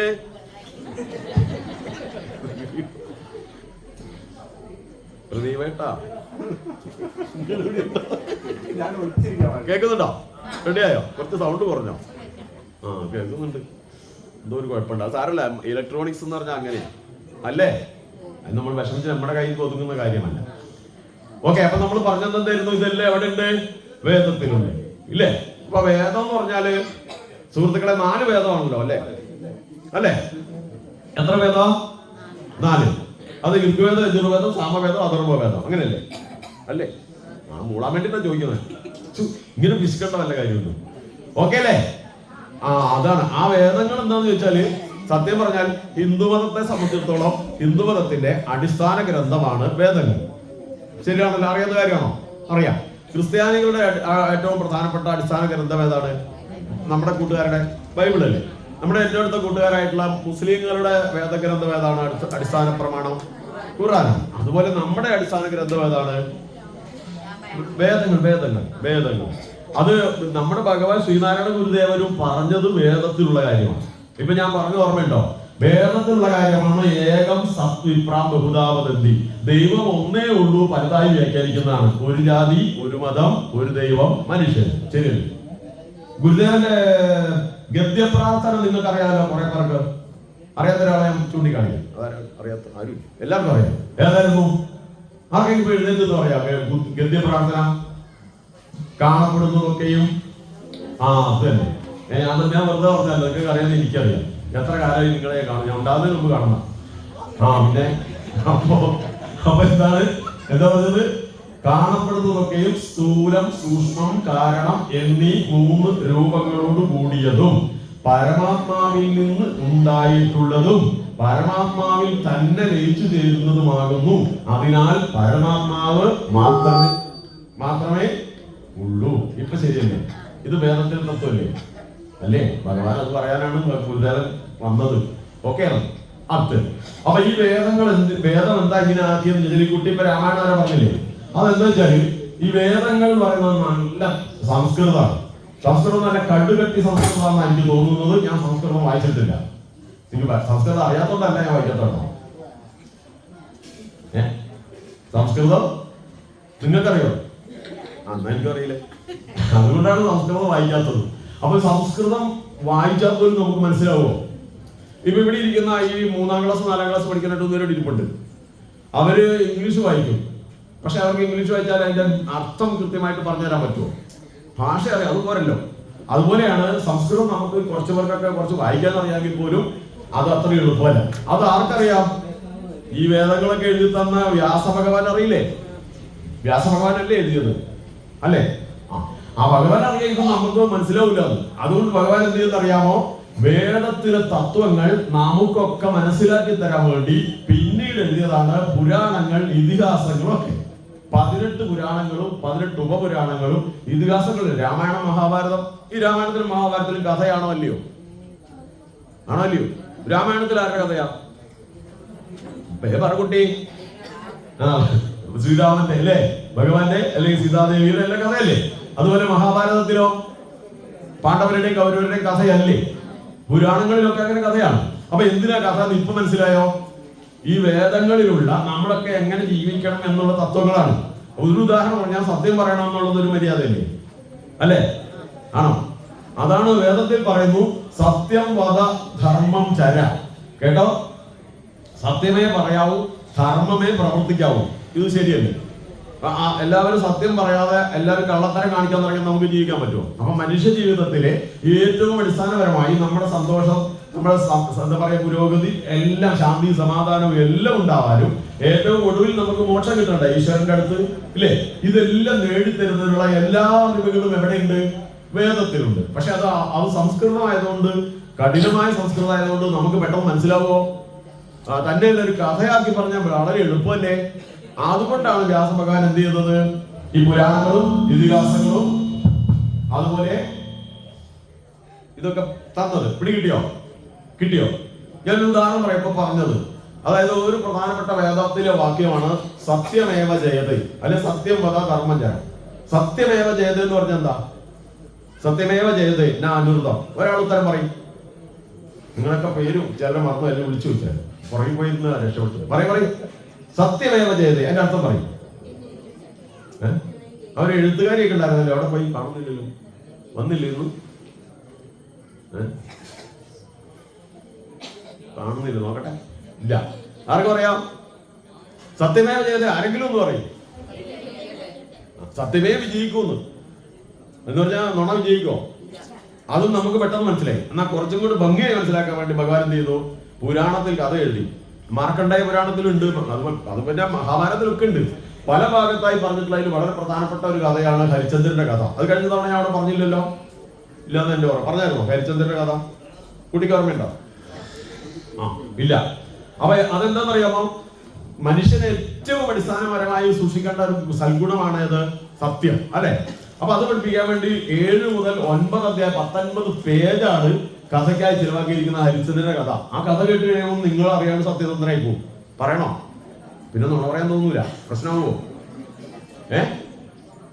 അങ്ങനെയാണ് അത്. ആ കഥ അതിന്റെ ഏറ്റവും അത് ഒരുപാട് പേരുടെ ജീവിതത്തിൽ മാറ്റം നടത്തിയിട്ടുണ്ട്. അതിൽ ഏറ്റവും പ്രധാനമായിട്ടുള്ളത് ഞാൻ സാധാരണ പറയാറുള്ള ഒരു സംഭവം നിങ്ങളോട് പറഞ്ഞിട്ടുണ്ടോ എന്ന് എനിക്ക് ഓർമ്മയില്ല നേരത്തെ, പക്ഷെ എത്ര കേട്ടാലും മതി വരാത്തതുമാണ്. ഞാൻ ഓർക്കുന്നുണ്ട്, മലപ്പുറത്ത് ഇങ്ങനെ നമ്മുടെ മീറ്റിങ്ങിനൊക്കെ പോകുമ്പോൾ അവർ പിന്നെ ഒന്നുകൂടി പറയാൻ ചോദിക്കാറുണ്ടായിരുന്നു. അത് ആ കഥ അത്രയ്ക്ക് നല്ലതായതുകൊണ്ടാണ്. അതുകൊണ്ട് ഒന്നും കേട്ടാലും കുഴപ്പമില്ല. അപ്പൊ ഏതായാലും ഇതെന്താ വെച്ച് കഴിഞ്ഞാൽ ഹരിചന്ദ്ര മഹാരാജാവിന്റെ ആ കഥ ഞാൻ പറയുന്നത് നമ്മുടെ മോഹൻദാസ് കരംചന്ദ് ഗാന്ധി ഇല്ലേ, മഹാത്മാഗാന്ധി ഇല്ലേ, ഉണ്ടെന്നില്ല, ഉറങ്ങിയോ? അപ്പൊ മഹാത്മാഗാന്ധി കുട്ടിക്കാലത്ത് മോഹൻദാസ് കരംചന്ദ് ഗാന്ധി ആയിരുന്നല്ലോ. ആ ഗാന്ധിക്ക് ഒരു 10-12 വയസ്സുള്ള സമയത്ത് ഇതുപോലൊരു ഉത്സവത്തിന് ആ നാടകം കണ്ടതാണ് ഞാൻ പറയുന്നത്. അത് അദ്ദേഹത്തിന്റെ പുസ്തകത്തിലുണ്ട്. അദ്ദേഹത്തിന്റെ സ്വന്തം കഥ എഴുതിയിട്ടുണ്ട്, ആത്മകഥ. ആ കഥയുടെ പേര് നിങ്ങൾക്ക് അറിയാമായിരിക്കും, എന്റെ സത്യാന്വേഷണ പരീക്ഷണങ്ങൾ. ശരിയാണോ? അങ്ങനെയല്ലേ? എന്റെ സത്യാന്വേഷണ പരീക്ഷണങ്ങൾ. ആ സത്യാന്വേഷണ പരീക്ഷണങ്ങളിൽ മോഹൻദാസ് കരംചന്ദ് ഗാന്ധി അഥവാ മഹാത്മാഗാന്ധി എഴുതിയിട്ടുണ്ട്, എന്റെ ജീവിതത്തെ മാറ്റിമറിച്ചത് പ്രധാനമായിട്ടും 2 കഥകളാണ്. അതിലൊന്ന് ശ്രവണ പിതൃഭക്തിയാണ്. ഇനി ശ്രവണൻ ആരാണ് നിങ്ങൾക്ക് അറിയാമോ? ഞാൻ കഥ പറയുന്നില്ല, പരിചയപ്പെടുത്തുന്നതിന് മാത്രം. ആരാണെന്ന് അറിയാമോ? ശ്രവണകുമാരൻ. ശ്രവണകുമാരൻ ആരാണെന്ന് അറിയാമോ? ആരെങ്കിലും ഓർക്കുന്നുണ്ട്? എഴുന്നേറ്റിരിക്കണം കേട്ടോ. ശ്രവണകുമാരൻ ആരാണെന്ന് അറിയാമോ? അറിയാവുന്നൊരു കൈ നോക്കൂ. ഇല്ലേ? അത് എത്ര ശ്രവണനുണ്ട്? ഞാൻ ഉദ്ദേശിച്ച ആരാണെന്ന് നിങ്ങൾക്ക് അറിയില്ല, അതാ പ്രശ്നം അല്ലേ? ഇനി ഞാൻ ആളെ പറയും അതാണ്. അതിപ്പോ ഞങ്ങൾക്കൊക്കെ അറിയാമോ അല്ലേ? അതാരാന്ന് വെച്ചാല് ദശരഥ മഹാരാജാവില്ലേ, പാണ്ഡവരുടെ നമ്മുടെ ശ്രീരാമന്റെ ഒക്കെ അച്ഛൻ. ആ ദശരഥ മഹാരാജാവിന് അബദ്ധം പറ്റിയത് ഓർമ്മയുണ്ടോ? അതെല്ലാവർക്കും അറിയില്ലേ? വൈകിട്ട് വേട്ടയ്ക്ക് പോയ സമയത്ത് പുഴയിൽ നിന്ന് ആന തുമ്പിക്കൈയിൽ വെള്ളമെടുക്കുന്നതാണ് എന്ന് തെറ്റിദ്ധരിച്ചിട്ട് ലക്ഷ്യം വെച്ച് അമ്പയച്ചിട്ട് ഒരു മുനികുമാരന്റെ നെഞ്ഞിൽ തറച്ച് മുനികുമാരൻ മരിച്ച കഥ എല്ലാവർക്കും അറിയാലോ. അതേ തുടർന്നല്ലേ അവരുടെ അച്ഛനും അമ്മയും ശമിച്ചിട്ടല്ലേ നിങ്ങൾ ഇതുപോലെ പുത്രദുഃഖത്താൽ മരിക്കും എന്ന് പറഞ്ഞിട്ടല്ലേ ആ കൊട്ടാരത്തിൽ ആ സങ്കടം ഉണ്ടായത്. ആ കുട്ടിയുടെ പേരാണ് ശ്രവണകുമാരൻ. ഇപ്പൊ പിടികിട്ടിയോ? ഇനി മറക്കൂലല്ലോ. ഞാൻ ആ കുട്ടിയുടെ കഥ പറയുന്നില്ല. അത് ഗാന്ധിയുടെ ജീവിതത്തെ മാറ്റിമറിച്ചതാ. ഗാന്ധി പറഞ്ഞത് ആ കഥ ഞാൻ പലവട്ടം വായിച്ചു. അതിനുശേഷമാണ് ഞാൻ മറ്റുള്ള മനുഷ്യർക്ക് വേണ്ടി, നമ്മൾ നേരത്തെ പറഞ്ഞില്ലേ, മറ്റുള്ളവർക്ക് ആർത്തബാന്റെ കഥ പറഞ്ഞ ഓർമ്മയുണ്ടോ? മറ്റുള്ളവരെ സഹായിക്കുക, അങ്ങനെ എല്ലാവരെയും സഹായിക്കുകയാണ് എന്റെ ലക്ഷ്യവും തീരുമാനിച്ചത് അതില്ല. പിന്നെ അടുത്തത് എന്താന്ന് വെച്ച് കഴിഞ്ഞാൽ ഇതുപോലെ തന്നെ ഒരു നാടകമാണ് ഹരിചന്ദ്രൻ ചെയ്ത നാടകം. സൂര്യവംശ രാജാവാണ് ഹരിചന്ദ്രൻ മഹാരാജാവ്. അപ്പൊ ഗാന്ധിജി ഇതുപോലെ ഇത്രയാളൊന്നുമല്ല, 32,000 ആള് ഒന്നായിട്ട് പോർബന്തറിലെ ക്ഷേത്രത്തിന്റെ മുറ്റത്ത് തടിച്ചു കൂടിയിരിക്കുന്നു. കർട്ടൻ ഇട്ടിട്ടുണ്ട്. ഇവിടെ കർട്ടൻ ഇടാൻ മറന്നുപോയതാണ്. കർട്ടൻ ഇട്ടിട്ടുണ്ട്. അപ്പൊ സ്റ്റേജിൽ ഒരു ബെല്ലടിച്ചു. അടുത്ത ഒരു ബെല്ലോട് കൂടി നാടകം ആരംഭിക്കാൻ പോവുകയാണ്. അങ്ങനെയല്ലേ? നാടകം കേട്ടിട്ടുണ്ടോ? ഇവിടെ ഞാൻ പറയാൻ മറന്നുപോയി. നമ്മുടെ പുല്ലുരാമ്പാറയിൽ നിന്ന് ഒരു പെരുന്നാളിന് ഞാൻ കണ്ട നാടകമാണ് ഞാൻ നേരത്തെ പറഞ്ഞ ആർത്തബാൻ. അത് കണ്ട ആർക്കെങ്കിലും ഓർമ്മയുണ്ടോ? ആരെങ്കിലും? എന്റെ പ്രായമുള്ള ആരും ഇവിടെ ഉണ്ടോ? ആരുമില്ല. 40 വയസ്സ് ആരുമില്ല. ആരും ഓർക്കുന്നില്ല. അത് കുറെ കൊല്ലായിട്ടോ, ഒരു 30-35 കൊല്ലം മുമ്പങ്ങാണ്ടാണ്. ആർക്കും ഓർമ്മയുണ്ടോ? അവിടെ എവിടുന്നാന്ന് ഞാൻ പറഞ്ഞു, ഇവിടുന്നല്ല, താഴെ പള്ളിയിൽ അവിടെ ഒരു ഗ്രൗണ്ടിലാണ്. അവിടെ ഞാൻ കാണാൻ വന്നതാ. അന്ന് ആ നാടകം എനിക്ക് വളരെ ഇഷ്ടപ്പെട്ടതാ. ആർക്കും ഓർമ്മയുണ്ടോ? ഇല്ല. ആർത്തവൻ നാടകം കൊച്ചിയിൽ നിന്ന് വന്ന ടീം വന്നിരുന്നു. ഗംഭീര നാടകമായിരുന്നു. അപ്പൊ അതുപോലെ ഈ നാടകം കാണാനിരിക്കുമ്പോൾ നമുക്കറിയാം, ആദ്യം ഒരു ബെല്ലടിക്കും, എന്നിട്ട് അകത്ത് നിന്ന് അനൗൺസ് ചെയ്യും അല്ലേ, അടുത്ത ഒരു ബെല്ലോട് കൂടി നാടകം ആരംഭിക്കാൻ പോവുകയാണ്. ഞങ്ങളിവിടെ അവതരിപ്പിക്കാൻ പോകുന്ന നാടകത്തിന്റെ പേര് ഹരിചന്ദ്രൻ ചരിതം. സൂര്യവംശ രാജാവായ ഹരിചന്ദ്ര മഹാരാജാവ് രാജ്യം ഭരിച്ചുകൊണ്ടിരിക്കുകയാണ്. അദ്ദേഹത്തിന്റെ രാജ്യത്ത് സമ്പൽ സമൃദ്ധിയും ഐശ്വര്യവും ഇങ്ങനെ കളിയാടുകയാണ്. അദ്ദേഹം സത്യസന്ധനാണ്. അദ്ദേഹം വാക്കുപാലിക്കുന്നതിന് വേണ്ടി സ്വന്തം രാജ്യമല്ല സ്വന്തം ജീവൻ വരെ പോയാലും പിന്നോട്ട് പോകാത്ത സത്യസന്ധതയിൽ ഉറച്ചു നിൽക്കുന്ന അതുപോലെ ധർമ്മനിഷ്ഠതയിൽ ഉറച്ചു നിൽക്കുന്ന ഹരിചന്ദ്ര മഹാരാജാവിനെ കുറിച്ച് എല്ലായിടത്തും കീർത്തി വരുന്നു. എല്ലാവർക്കും പറയാനുള്ളത് ഹരിചന്ദ്രനെ പോലെയെന്നാണ്. അങ്ങനെ എല്ലായിടത്തും കീർത്തി കേട്ട് കഴിഞ്ഞപ്പോ പേരും പെരുമയും വന്നപ്പോൾ മറ്റുള്ള രാജാക്കന്മാരെ കുറിച്ച്, ദേവേന്ദ്രനെ കുറിച്ച് പോലും ആരും ഒന്നും പറയാതായി. ഇത് ദേവേന്ദ്രനും സങ്കടമായി, അസൂയായി. അങ്ങനെ ദേവേന്ദ്രൻ വിചാരിച്ചു, ഈ രാജാവിനെ കൊണ്ട് എങ്ങനെയെങ്കിലും ഒരു പരീക്ഷണം നടത്തി വാക്ക് പാലിക്കാൻ കഴിയാതെ തോൽപ്പിച്ചിട്ട് ഹരിചന്ദ്ര മഹാരാജാവിന്റെ കീർത്തി ഇല്ലാതാക്കിയിട്ട്, പേരും പെരുമയും ഇല്ലാതാക്കിയിട്ട്, ഹരിചന്ദ്ര മഹാരാജാവിനെ അങ്ങനെ അദ്ദേഹത്തെ മാറ്റിയിട്ട് എന്ത് വേണം, നമ്മുടെ ദേവേന്ദ്രന്റെ സ്വന്തം കീർത്തി, പേരും പെരുമയും വീണ്ടെടുക്കണം എന്നൊരു മോഹമായി. അങ്ങനെ അതിനെക്കുറിച്ച് ആലോചിച്ചു. അദ്ദേഹം മന്ത്രിമാരോട് ചോദിച്ചു, പണ്ഡിതന്മാരോട് ചോദിച്ചു. ആർക്കും ഒരു ഉത്തരമില്ല. ആർക്ക് സാധിക്കും ഈ ഹരിചന്ദ്ര മഹാരാജാവിന്റെ ഒരു പരീക്ഷണം നടത്തി തോൽപ്പിച്ചിട്ട് നമ്മുടെ കീർത്തി വീണ്ടെടുത്തു തരാൻ ആരുണ്ട്? അങ്ങനെ ചോദിച്ച അവസാനം അവിടെ ഒരാളെത്തി. അത് വിശ്വാമിത്ര മഹർഷിയാണ്. വിശ്വാമിത്ര മഹർഷി എത്തിയിട്ട് പറഞ്ഞു, നാം അത് നിർവഹിച്ചു തരുന്നുണ്ട്. അപ്പൊ പറഞ്ഞു, സന്യാസി ശ്രേഷ്ഠ, അങ്ങേക്ക് പറ്റുമെങ്കിൽ ഏറ്റാ മതി, അല്ലെങ്കിൽ പ്രശ്നമാണ്, നമുക്ക് ആകെ പ്രയാസത്തിലാണ് കുറെ കാലമായി, നാം ഏറ്റവും എന്ന് പറഞ്ഞു. അപ്പൊ നമ്മൾ തീർച്ചയായിട്ടും അത് പരിഹരിച്ചു തരുന്നുണ്ട് എന്ന് പറഞ്ഞു. അങ്ങനെ വാക്ക് ഏറ്റെടുത്ത ശേഷം നമ്മുടെ വിശ്വാമിത്ര മഹർഷി ഹരിചന്ദ്ര മഹാരാജാവിന്റെ കൊട്ടാരത്തിലേക്ക് വരികയാണ്. വേഷം മാറിയാണ് വരുന്നത്. ഒരു വൃദ്ധബ്രാഹ്മണന്റെ വേഷത്തിലാണ്. അങ്ങനെ വൃദ്ധബ്രാഹ്മണന്റെ വേഷത്തിൽ രാജാവിനെ പരീക്ഷിക്കാൻ വേണ്ടി ഹരിചന്ദ്ര മഹാരാജാവ് എത്തുന്നു. അടുത്ത ബെല്ലടിച്ചു, കർട്ടൻ ഉയർന്നു, നാടകം തുടങ്ങി. ദാ ഹരിചന്ദ്ര മഹാരാജാവ് കയ്യില പിന്നിൽ കിടക്കുന്ന തുണിയൊക്കെ ഇങ്ങനെ ചുറ്റി അങ്ങോട്ടും ഇങ്ങോട്ടും ഉലാത്തുകയാണ്. പെട്ടെന്ന് ഒരു ദ്വാരപാലകൻ വന്നിട്ട്, അടിയൻ കൊട്ടാരത്തിൽ പോയിട്ടുണ്ടോ അതിന് മുമ്പ്? ഇങ്ങനെ അല്ലാതെ നേരെ എന്ന് പറഞ്ഞാൽ തല്ല അപ്പൊ കിട്ടും. ഇങ്ങനെയാണ് നിൽക്കുക. കണ്ടിട്ടില്ല? നാടകം കണ്ടിട്ടില്ലേ? അല്ലെ സിനിമ കണ്ടിട്ടില്ലേ? എങ്ങനെ അടിയൻ ആരെങ്ങനെ? ഉത്തരവ് എന്താണ്? അങ്ങനെയൊക്കെ പറയണമെന്നാ. അപ്പൊ എന്താ വെച്ചു, അങ്ങയെ മുഖം കാണിക്കാൻ ഒരു വൃദ്ധബ്രാഹ്മണൻ കാത്തു നിൽക്കുന്നു. ഓഹോ, അദ്ദേഹത്തെ നമ്മുടെ മുമ്പിൽ ആഗതനാക്കൂ. അർത്ഥം ഇനി പറയണ്ടല്ലോ, മനസ്സിലായില്ലേ? കുട്ടിയൊക്കെ മനസ്സിലാവോ? ആഗതനാക്കും പറഞ്ഞാൽ ഇങ്ങോട്ട് കൊണ്ടുവരേ. ഓക്കെ ആണോ? അപ്പൊ ഉത്തരവ്, അയാൾ പോയി കൂട്ടിക്കൊണ്ട് വന്നു. അപ്പൊ ഈ വൃദ്ധൻ വന്നു. മഹാരാജാവിന് പ്രണാമം, അങ്ങ് ഉപവിഷ്ടനായാലും എന്ന് പറഞ്ഞാൽ ഇരിക്കാൻ പറഞ്ഞു. അപ്പൊ അതോടെ ഇരുന്നു. മഹാരാജാവ് ചോദിച്ചു, അങ്ങ് എന്തിനാണ് നമ്മെ മുഖം കാണിക്കാൻ വേണ്ടി വന്നത്? മഹാരാജൻ, ഞാനൊരു സാധു ബ്രാഹ്മണനാണ്, അതുകൊണ്ട് ഒരു സഹായം ചോദിക്കാൻ വേണ്ടി വന്നതാണ്. എന്ത് സഹായമാണ് അങ്ങേക്ക് വേണ്ടത്? എന്റെ മകളുടെ വിവാഹത്തിനുള്ള സഹായം ചോദിക്കാൻ വേണ്ടി വന്നതാണ്. മകളുടെ വിവാഹത്തിനുള്ള സഹായമാണോ അങ്ങേക്ക് വേണ്ടത്? രാജാവിന് ഒരു നിസ്സാര കാര്യമല്ലേ മനസ്സിൽ വിചാരിച്ചു. ഓഹോ, എങ്കിൽ അങ്ങ് പോയി മകളുടെ വിവാഹം നിശ്ചയിച്ചിട്ട് വന്നോളൂ. എന്ത് ചോദിച്ചാലും നാം തരുമല്ലോ. എന്ത് ചോദിച്ചാലും തരുമോ? തീർച്ചയായും പറഞ്ഞത് ഹരിചന്ദ്ര മഹാരാജാവാണ്. നാം ജീവിച്ചിരിക്കുന്നെങ്കിൽ വാക്ക് പാലിച്ചിരിക്കും. അങ്ങ് ധൈര്യമായി പോയി മകളുടെ വിവാഹം നിശ്ചയിച്ചിട്ട് വന്നോളൂ. എങ്കിൽ അടിയൻ പോകട്ടെ. രാജാവിന് പ്രണാമം. ആ വൃദ്ധൻ പോയി. കർട്ടൻ വീണു. വീണ്ടും കർട്ടൻ ഉയർന്നു. 3 മാസത്തിന് ശേഷമുള്ള രംഗമാണത്. നേരത്തെ പറഞ്ഞതുപോലെ ദ്വാരപാലകൻ വരുന്നു, ഒരു വൃദ്ധബ്രാഹ്മണൻ കാത്തു നിൽക്കുന്നു, ആഗതനാക്കം പറഞ്ഞു, വരുന്നു, ഉപവിഷ്ടനാകുന്നു. രാജാവ് വീണ്ടും ചോദിച്ചു, അങ്ങ് എന്തിനാണ് വീണ്ടും നമ്മെ മുഖം കാണിക്കാൻ വേണ്ടി വന്നത്? മഹാരാജൻ, നമ്മുടെ മകളുടെ വിവാഹം നിശ്ചയിച്ചിരിക്കുന്നു, അതുകൊണ്ട് അങ്ങ് തരാമെന്ന് പറഞ്ഞത്. എന്താണ് അങ്ങേക്ക് വേണ്ടത്? എന്ത് ചോദിച്ചാലും തരുമെന്നല്ലേ അങ്ങ് പറഞ്ഞത്? അതെ, എന്ത് ചോദിച്ചാലും തരുമെന്നാണ് നാം പറഞ്ഞത്. അങ്ങ് ചോദിച്ചോളൂ, എന്ത് ചോദിച്ചാലും നാം തന്നിരിക്കും പറഞ്ഞത് ഹരിചന്ദ്ര മഹാരാജാവാണ്. അപ്പോൾ ഈ വൃദ്ധബ്രാഹ്മണൻ അങ്ങോട്ട് എഴുന്നേറ്റു. ഇനി നിങ്ങൾ മനസ്സിൽ വിചാരിക്കുക, വാമനൻ വന്നിട്ട് മഹാബലിയോട് ചോദിച്ച ഓർമ്മയില്ലേ? അതേപോലെ ആ വിനയാന്വിതനായ ക്ഷീണിതനായ ബ്രാഹ്മണൻ അങ്ങോട്ട് എഴുന്നേറ്റു. എങ്കിൽ മഹാരാജൻ, അങ്ങയുടെ രാജ്യം മുഴുവൻ നമുക്ക് കിട്ടണം. ചെങ്കോലും കിരീടവും സിംഹാസനമടക്കമുള്ള സകല സ്വത്തുക്കളും നമുക്കിപ്പോൾ കിട്ടണം. രാജാവ് ഞെട്ടിപ്പോയി. ഇത് വലിയ ചതിയാണെന്ന് അപ്പോഴാണ് അറിയുന്നത്. രാജാവ് എന്ത് ചെയ്യണമെന്ന് അറിയാതെ വേർത്തു നിൽക്കുകയാണ്. അപ്പോൾ ബ്രാഹ്മണൻ പറഞ്ഞു, അങ്ങ് തരില്ലല്ലേ? അങ്ങനെ കണ്ടാൽ അറിയാം അങ്ങ് വിഷമിക്കുന്നു. തരില്ലെങ്കിൽ നാം ഇതാ പോകുന്നു എന്ന് പറഞ്ഞ് ഈ ബ്രാഹ്മണൻ പോകാൻ തിടുക്കം കൂട്ടി. എന്തിനാ തിടുക്കം കൂട്ടിയെന്നറിയാമോ? ഇത് കൊടുത്താൽ ആര് ജയിക്കുക? രാജാവ് ജയിക്കും. അപ്പൊ രാജാവ് തോൽക്കാനല്ലേ അദ്ദേഹം വന്നത്. അതുകൊണ്ട് അദ്ദേഹത്തിന് സ്ഥലകാലബോധം വീണ്ടും കിട്ടി. ഇത് തരുന്നതിന് മുമ്പ് അവിടുന്ന് കഴിച്ചിലാകാനാണ് പെട്ടെന്ന് പറഞ്ഞത്. എങ്കിൽ അടിയൻ പോകുന്നു, അങ്ങ് തരില്ലല്ലേ? പെട്ടെന്ന് ഓർമ്മ വന്നു. രാജാവ് പറഞ്ഞു, നിൽക്കൂ, അരുത്, അങ്ങ് പോകരുത്. ഇതാ എന്റെ രാജ്യം മുഴുവൻ, ചെങ്കോലും കിരീടവും സിംഹാസനം അടക്കമുള്ള സകല സ്വത്തുക്കളും അങ്ങേക്ക് നാം ദാനം ചെയ്തിരിക്കുന്നു. അപ്പൊ ബ്രാഹ്മണൻ എല്ലാം നോക്കിയിട്ടൊന്ന് ചിരിച്ചു. എന്തേ അങ്ങ് ചിരിക്കുന്നത്? കാരണമുണ്ട്. അങ്ങേക്ക് അറിയില്ലേ, ഇത് ഭാരതമാണ്. അതുകൊണ്ട് എന്താ, അങ്ങ് സകല സ്വത്തുക്കളും നമുക്ക് തന്നില്ലേ? പക്ഷെ അത് ദാനമല്ല. ഇന്ന് എന്താ പറ്റിയത്? ഇവിടെ ദാനം നിർവഹിക്കണമെങ്കിൽ അതിനു മുമ്പ് ദക്ഷിണ വെക്കണം. അങ്ങ് വെച്ചോ? ഇത് ദക്ഷിണ വെക്കാൻ അങ്ങയുടെ കയ്യിൽ എന്തെങ്കിലും ഉണ്ടോ? 2.5 ഹാരം സ്വർണം, വളരെ വലിയ അളവാണ്. ഇത്രയും വലിയൊരു സമ്പത്ത് ദാനം ചെയ്യുന്നതിന് വലിയ ഒരു തൂക്കമാണ് 2.5 ഹാരം സ്വർണം എന്ന് പറയുന്നത്. ഇനി ദക്ഷിണ വെക്കാൻ അങ്ങയുടെ കയ്യിൽ ഒന്നുമില്ലല്ലോ. അതുകൊണ്ട് അങ്ങ് തന്നത് ദാനമല്ല, അതുകൊണ്ട് എന്ത് സംഭവിച്ചെന്നറിയാമോ? അങ്ങ് വാക്ക് പാലിച്ചിട്ടില്ല. അങ്ങ് നിർവഹിച്ചത് ദാനമല്ലാത്തത് കൊണ്ട് മഹാരാജൻ ഇത്രയും കാലമായി അങ്ങ് കെട്ടിപ്പൊക്കിയിട്ടുള്ള അങ്ങയുടെ മുഴുവൻ കീർത്തിയും ഇതാ ഇവിടെ അസ്തമിക്കരുത്. അരുത്, അങ്ങ് അങ്ങനെ പറയരുത്. നമുക്ക് 1 മാസത്തെ അവധി തരണം. നാം ദക്ഷിണ വെച്ചോളാം. 1 മാസത്തെ അവധി, 1 മാസമല്ല 1 വർഷം അവധി കൊടുത്താലും ഇനി ഇത്രയേറെ സ്വർണ്ണമുണ്ടാക്കി ദക്ഷിണ വെക്കാൻ ഈ മഹാരാജാവിന് സാധ്യമല്ലെന്ന് കൃത്യമായിട്ട് അറിയുന്നത് കൊണ്ട് ആ വൃദ്ധബ്രാഹ്മണൻ പറഞ്ഞു, ശരി, താങ്കൾക്ക് 1 മാസത്തെ അവധി തരും. 1 മാസം കഴിയുമ്പോൾ നാം വരും. അന്ന് ദക്ഷിണ വെച്ചിട്ടില്ലെങ്കിൽ അങ്ങയുടെ കീർത്തി അതോടെ അസ്തമിച്ചിരിക്കും. നാം സമ്മതിച്ചിരിക്കുന്നു. അങ്ങനെ ആ ബ്രാഹ്മണൻ പോയി. രാജാവ് അവിടെ അങ്ങോട്ടും ഇങ്ങോട്ടും വേർതൊരുകി വിലാത്തുകയാണ്. എന്ത് ചെയ്യണമെന്നറിയാതെ വിവരം അന്തഃപുരത്തിൽ അറിഞ്ഞു. അദ്ദേഹത്തിന്റെ ധർമ്മപത്നി ചന്ദ്രമതി അതാ ഓടി വരികയാണ് രാജസന്നിധിയിലേക്ക്. അവരോടി വന്നു, മഹാരാജൻ, അങ്ങക്ക് എന്ത് പറ്റി? അങ്ങ് എന്താണെങ്കിലും വിഷമിക്കുന്നത്? ഭവതി അറിഞ്ഞില്ലേ, നമുക്ക് വാക്ക് പാലിക്കാൻ കഴിഞ്ഞില്ല. അതാണ് നമ്മുടെ വിഷമം.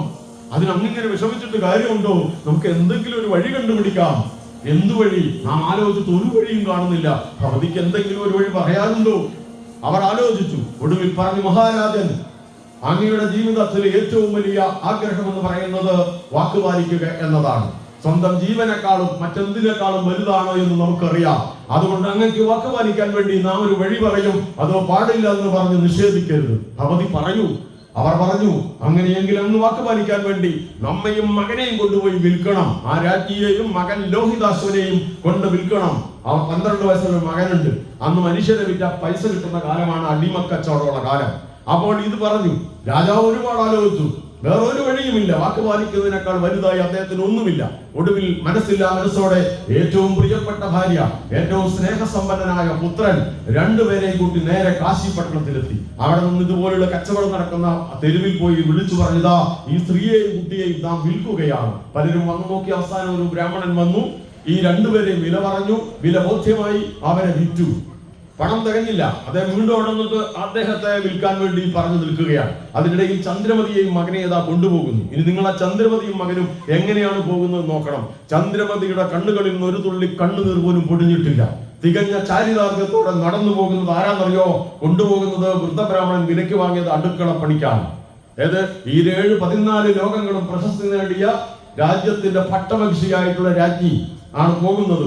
നിരവധി തോഴിമാർ വട്ടത്തിൽ നിന്ന് വെഞ്ചാമരത്തിൽ പനിനീർ മുക്കി വീശി ഉറക്കിയിരുന്ന രാജകീയ സൗഭാഗ്യങ്ങൾ നടുവിൽ നിന്ന് ഭാര്യാധർമ്മം നിറവേറ്റാൻ വേണ്ടി തികഞ്ഞ ചാരിതാർത്ഥ്യത്തോടെ അടുക്കള പണിക്ക് പോകുന്ന മഹാറാണിയുടെ അതിമഹത്തായ ഒരു രംഗമാണ് നാം കാണുന്നത്. ആ കുട്ടിയെ കൂട്ടി അവർ നടന്നുപോയി. പിന്നെ രാജാവ് വിളിച്ചു പറഞ്ഞതാ, നാം നമ്മെ വിൽക്കുകയാണ്.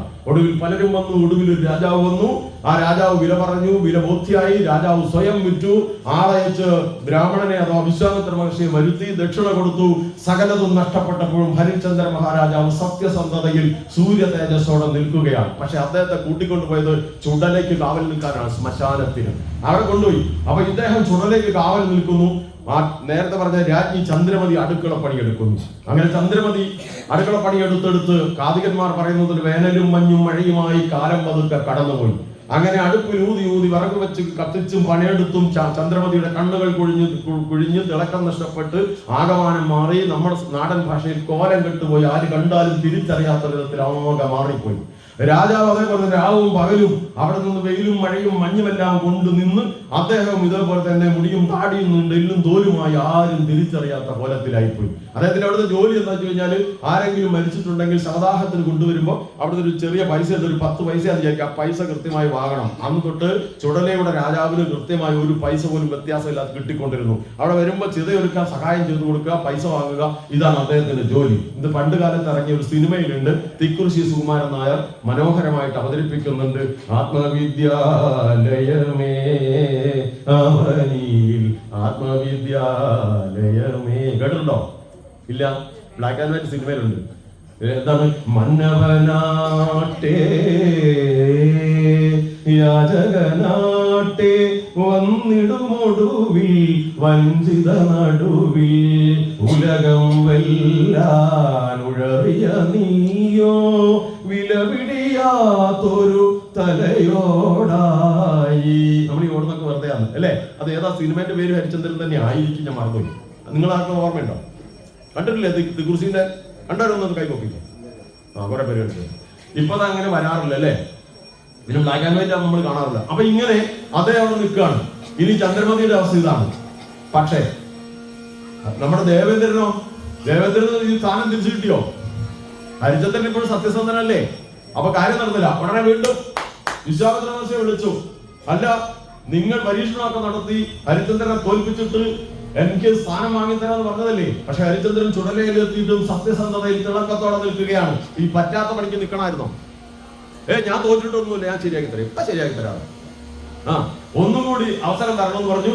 ഒരു അവസരം കൂടി ചോദിച്ചു. വീണ്ടും ഇതാ ഒരു വൈകുന്നേരം നമ്മുടെ ചന്ദ്രമതിയും മകൻ ലോഹിതാശനും കൂടി അടുത്ത പറമ്പിൽ 5 മണി 6 മണി ആയ സമയത്ത് വിറക് പെറുക്കി നടക്കാണ്, അടുപ്പ് കത്തിക്കാൻ വേണ്ടി. അങ്ങനെ വിറക് പെറുക്കി പോകുന്നതിനിടയിൽ അമ്മ തിരിഞ്ഞു നോക്കിയപ്പോ മോനെ കാണുന്നില്ല. എന്റെ ലോഹിയെ കണ്ടോ? എന്റെ കുഞ്ഞെവിടെ? മോനെ ലോഹിയെ, എന്റെ കുഞ്ഞെവിടെ? മാത്രമേ ഉള്ളൂ. എന്റെ കുട്ടീനെ കണ്ടോ? എന്റെ മോനെ കണ്ടോ? മോനെ ലോഹിയെ, എന്റെ ലോഹിയെ എവിടെ? എനിക്ക് മാത്രമേ ഉള്ളൂ. തെരഞ്ഞു ഓടി, എല്ലാം ഓടി നോക്കുമ്പോ ആ കുത്തിക്കാട്ടി കിടക്കുന്നു. ഓടിച്ചത് നോക്കുമ്പോ നീല നിറമായി കിടക്കാണ്, പാമ്പ് കടിയേറ്റു മരിച്ചു കിടക്കാണ്. അമ്മ പൊട്ടിക്കരഞ്ഞു പോയി. ഭഗവാനെ, നീ എനിക്ക് ഈ കുഞ്ഞിനെ പോലും ബാക്കി വെച്ചില്ലല്ലോ, എന്തൊരു വിധിയാണിത്. അവർ കരഞ്ഞു. എന്നിട്ട് ആ മടിയിലെടുത്ത് വെച്ച് ഒരുപാട് നേരം കരഞ്ഞ് ആശ്വസിച്ച് ഒരുപാട് നേരത്തിന് ശേഷം എഴുന്നേറ്റു. ആ കുട്ടിയെയും എടുത്ത് കഷ്ടപ്പെട്ട് നടന്ന് വേലയ്ക്ക് ഇരിക്കുന്ന വീട്ടിലെത്തിയിട്ട് ആ വീട്ടുകാരനോട് പറഞ്ഞു, എന്റെ കുഞ്ഞ് മരിച്ചുപോയി, അതിന് നാം എന്ത് വേണം? ഈ കുട്ടീനെ ദഹിപ്പിക്കാൻ വേണ്ടി ചുടലയിൽ കൊണ്ടുപോകണം, 10 പൈസ കെട്ടിവെക്കണം. ആ പൈസ ചോദിക്കാൻ വേണ്ടി വന്നതാ. നീ ഇവിടെ പൈസ ഏൽപ്പിച്ചു കേട്ടോ, ഇറങ്ങി പോടി എന്ന് പറഞ്ഞു. ആട്ടി പുറത്താക്കി. അവരെ വളരെ വേദനയോടുകൂടി നടന്നു. ചുടലയിലെത്തിയാൽ കാവൽക്കാരനെ കണ്ടിട്ട് പൈസ കിട്ടാതെ അകത്ത് വെച്ചൂല, അവർക്കറിയാം. അതുകൊണ്ട് ആരും അറിയാതെ, ശബ്ദം കേൾപ്പിക്കാതെ ചുടലയുടെ പിന്നിലൂടെ എത്തിയിട്ട് മെല്ലെ അകത്ത് കിടന്നിട്ട് കുട്ടീനെ അവിടെ കിടത്തിയിട്ട് പഴയ കത്തുന്ന ചിതയിൽ നിന്നൊരു തീക്കോളി എടുത്ത് ഒരു ചിതയൊരുക്കാൻ ശ്രമിക്കുമ്പോ കാവൽക്കാരൻ ശബ്ദം കേട്ടു. ആരെവിടെ? നമ്മുടെ അനുവാദമില്ലാതെ ചുടലയിൽ പ്രവേശിച്ചത് ആരാണ്? അവർ ഞെട്ടിപ്പോയി. ആ അമ്മ കൈകൾ കൂപ്പി വിറച്ച് മുന്നോട്ട് വന്നു. ഒരു അബലയായ സ്ത്രീയാണ്. നിങ്ങളൊരു അബലയാണെങ്കിൽ എന്തിനാണ് ഈ ചുടലിലേക്ക് പ്രവേശിച്ചത്? എന്റെ കുഞ്ഞ് മരിച്ചുപോയി, ആ കുഞ്ഞിനെ ദഹിപ്പിക്കാൻ വേണ്ടി വന്നതാണ്. നിങ്ങളുടെ കുഞ്ഞിനെ ദഹിപ്പിക്കണമെങ്കിൽ നമ്മുടെ അനുവാദം വാങ്ങണ്ടേ? ഇവിടെ ഫീസ് കെട്ടി വെക്കണ്ടേ? നമ്മുടെ കയ്യിൽ പൈസ ഇല്ല, അതുകൊണ്ടാണ് അനുവാദം ചോദിക്കാത്തത്. സാധ്യമല്ല. ഇവിടെ ഫീസ് കെട്ടി വെക്കാതെ കുഞ്ഞിനെ ദഹിപ്പിക്കാൻ നാം അനുവദിക്കില്ല. അങ്ങനെ പറയരുത്. ആ വളരെ അബലയായിട്ടൊരു സ്ത്രീയാണ്, നിർധനയാണ്, ഒന്നും നമ്മുടെ കയ്യിലില്ല. അതുകൊണ്ടാണ് അങ്ങയോട് അപേക്ഷിക്കുന്നത്. അങ്ങ് നിർബന്ധമായിട്ടും എന്റെ കുഞ്ഞിനെ ദഹിപ്പിക്കാൻ അനുവദിക്കണം. ഒരു മാർഗവും ഇല്ലാത്ത ഒരു അമ്മയാണ് ഞാൻ. ഇത്രയെല്ലാം പറഞ്ഞിട്ടും ആ കാവൽക്കാരൻ പറഞ്ഞു, സാധ്യമല്ല. നിങ്ങളുടെ കയ്യിൽ പണമില്ലെന്ന് നാം മനസ്സിലാക്കുന്നു, പക്ഷേ നിങ്ങളുടെ കുഞ്ഞിനെ ദഹിപ്പിക്കാൻ നാം അനുവദിക്കില്ല. കാരണം നമ്മെ ഈ ജോലി ഏൽപ്പിച്ച രാജാവിനോട് കള്ളം പറയാൻ സാധ്യമല്ല. ഇന്നിവിടെ 10 ശപഥാഹങ്ങൾ നടന്നാൽ ഞാൻ 9 എന്ന് പറയണ്ടേ? ഒന്ന് മറച്ചു വെച്ച് കള്ളം പറയാൻ സാധ്യമല്ലാത്തത് കൊണ്ട് മാത്രം നിങ്ങളുടെ കുഞ്ഞിനെ ദഹിപ്പിക്കാൻ നാം അനുവദിക്കില്ലെന്ന് സാക്ഷ്യം പിടിച്ചു നിൽക്കുന്ന കാവൽക്കാരന് മുമ്പിൽ ആ അമ്മ പൊട്ടിക്കരഞ്ഞു പോയി. എൻ ജീവിതാശയുടെ അന്തിമവായു വീശി കത്തിച്ചതാണു ചിതയൻ മകനെ ചുടാനായി. രക്ഷിക്കണം, കരുണ ചെയ്തൊരു വസ്തു അങ്ങേക്കർപ്പിക്കുവതിന് എന്നുടെ കയ്യിലില്ല. എന്റെ ജീവിതത്തിന്റെ അവസാനത്തെ ശ്വാസമൂതി കത്തിച്ചതാണ് ചിത. എന്റെ കുഞ്ഞിനെ ദഹിപ്പിക്കാൻ അങ്ങ് അനുവദിച്ചേ മതിയാകൂ എന്ന് പൊട്ടിക്കരഞ്ഞു നിൽക്കുകയാണ് ആ മാതാവ്. രാജാവ് ദയനീയമായി സൂക്ഷിച്ചു നോക്കി കാവൽക്കാരൻ. അങ്ങനെ നോക്കിയിട്ട് അദ്ദേഹം പറഞ്ഞെങ്കിൽ നിങ്ങളുടെ കഴുത്തിൽ കിടക്കുന്ന ആ താലി ഇങ്ങോട്ട് അഴിച്ചു തന്നോളൂ. എന്താ? നമ്മുടെ താലിയോ? ആരാണ്? നിങ്ങളുടെ താലി ചോദിക്കുമ്പോ നാം ആരാണെന്ന് അന്വേഷിക്കേണ്ട കാരണം എന്താണ്? കാരണമുണ്ട്. എന്റെ കഴുത്തിൽ ഈ താലി കെട്ടിയ എന്റെ ഭർത്താവിനല്ലാതെ മറ്റാർക്കും ഈ താലി കാണാൻ സാധ്യമല്ല. അതുകൊണ്ടാണ് ഞാൻ ചോദിക്കുന്നത്, അങ്ങ് ആരാണ്? രാജാവ് സൂക്ഷിച്ചു നോക്കി. നീ ചന്ദ്രമതിയാണോ? അതെ, ഞാൻ നിന്റെ ഹരിചന്ദ്രനല്ലേ. അവർ രണ്ടുപേരും തിരിച്ചറിഞ്ഞ് സന്തോഷാസുക്കൾ ചാലിംഗനബദ്ധരായി നിൽക്കുകയാണ്. നേരത്തെ പറഞ്ഞതുപോലെ ഈ 7-14 ലോകങ്ങളും പ്രശസ്തി നേടിയ രാജ്യവും സകലതും നൽകിയപ്പോഴും അതിനുശേഷം സ്വന്തം പ്രിയപ്പെട്ട ഭാര്യയെയും സ്നേഹസമ്പന്നനായ മകനെയും ഉപേക്ഷിക്കേണ്ടി വന്നപ്പോഴും ഏറ്റവും ഒടുവിൽ ഒരു അമ്മയുടെ സാധുവായ അമ്മയുടെ കുഞ്ഞിനെ ദഹിപ്പിക്കാൻ ചുടലയിൽ 10 പൈസക്ക് പോലും വിട്ടുവീഴ്ചയില്ലാതെ സത്യസന്ധതയിൽ ഉറച്ചു നിന്ന ഹരിചന്ദ്ര മഹാരാജാവിന്റെ സത്യനിഷ്ഠയ്ക്ക് മുമ്പിൽ സകല പരീക്ഷണങ്ങളും അമ്പയെ പരാജയപ്പെട്ടു.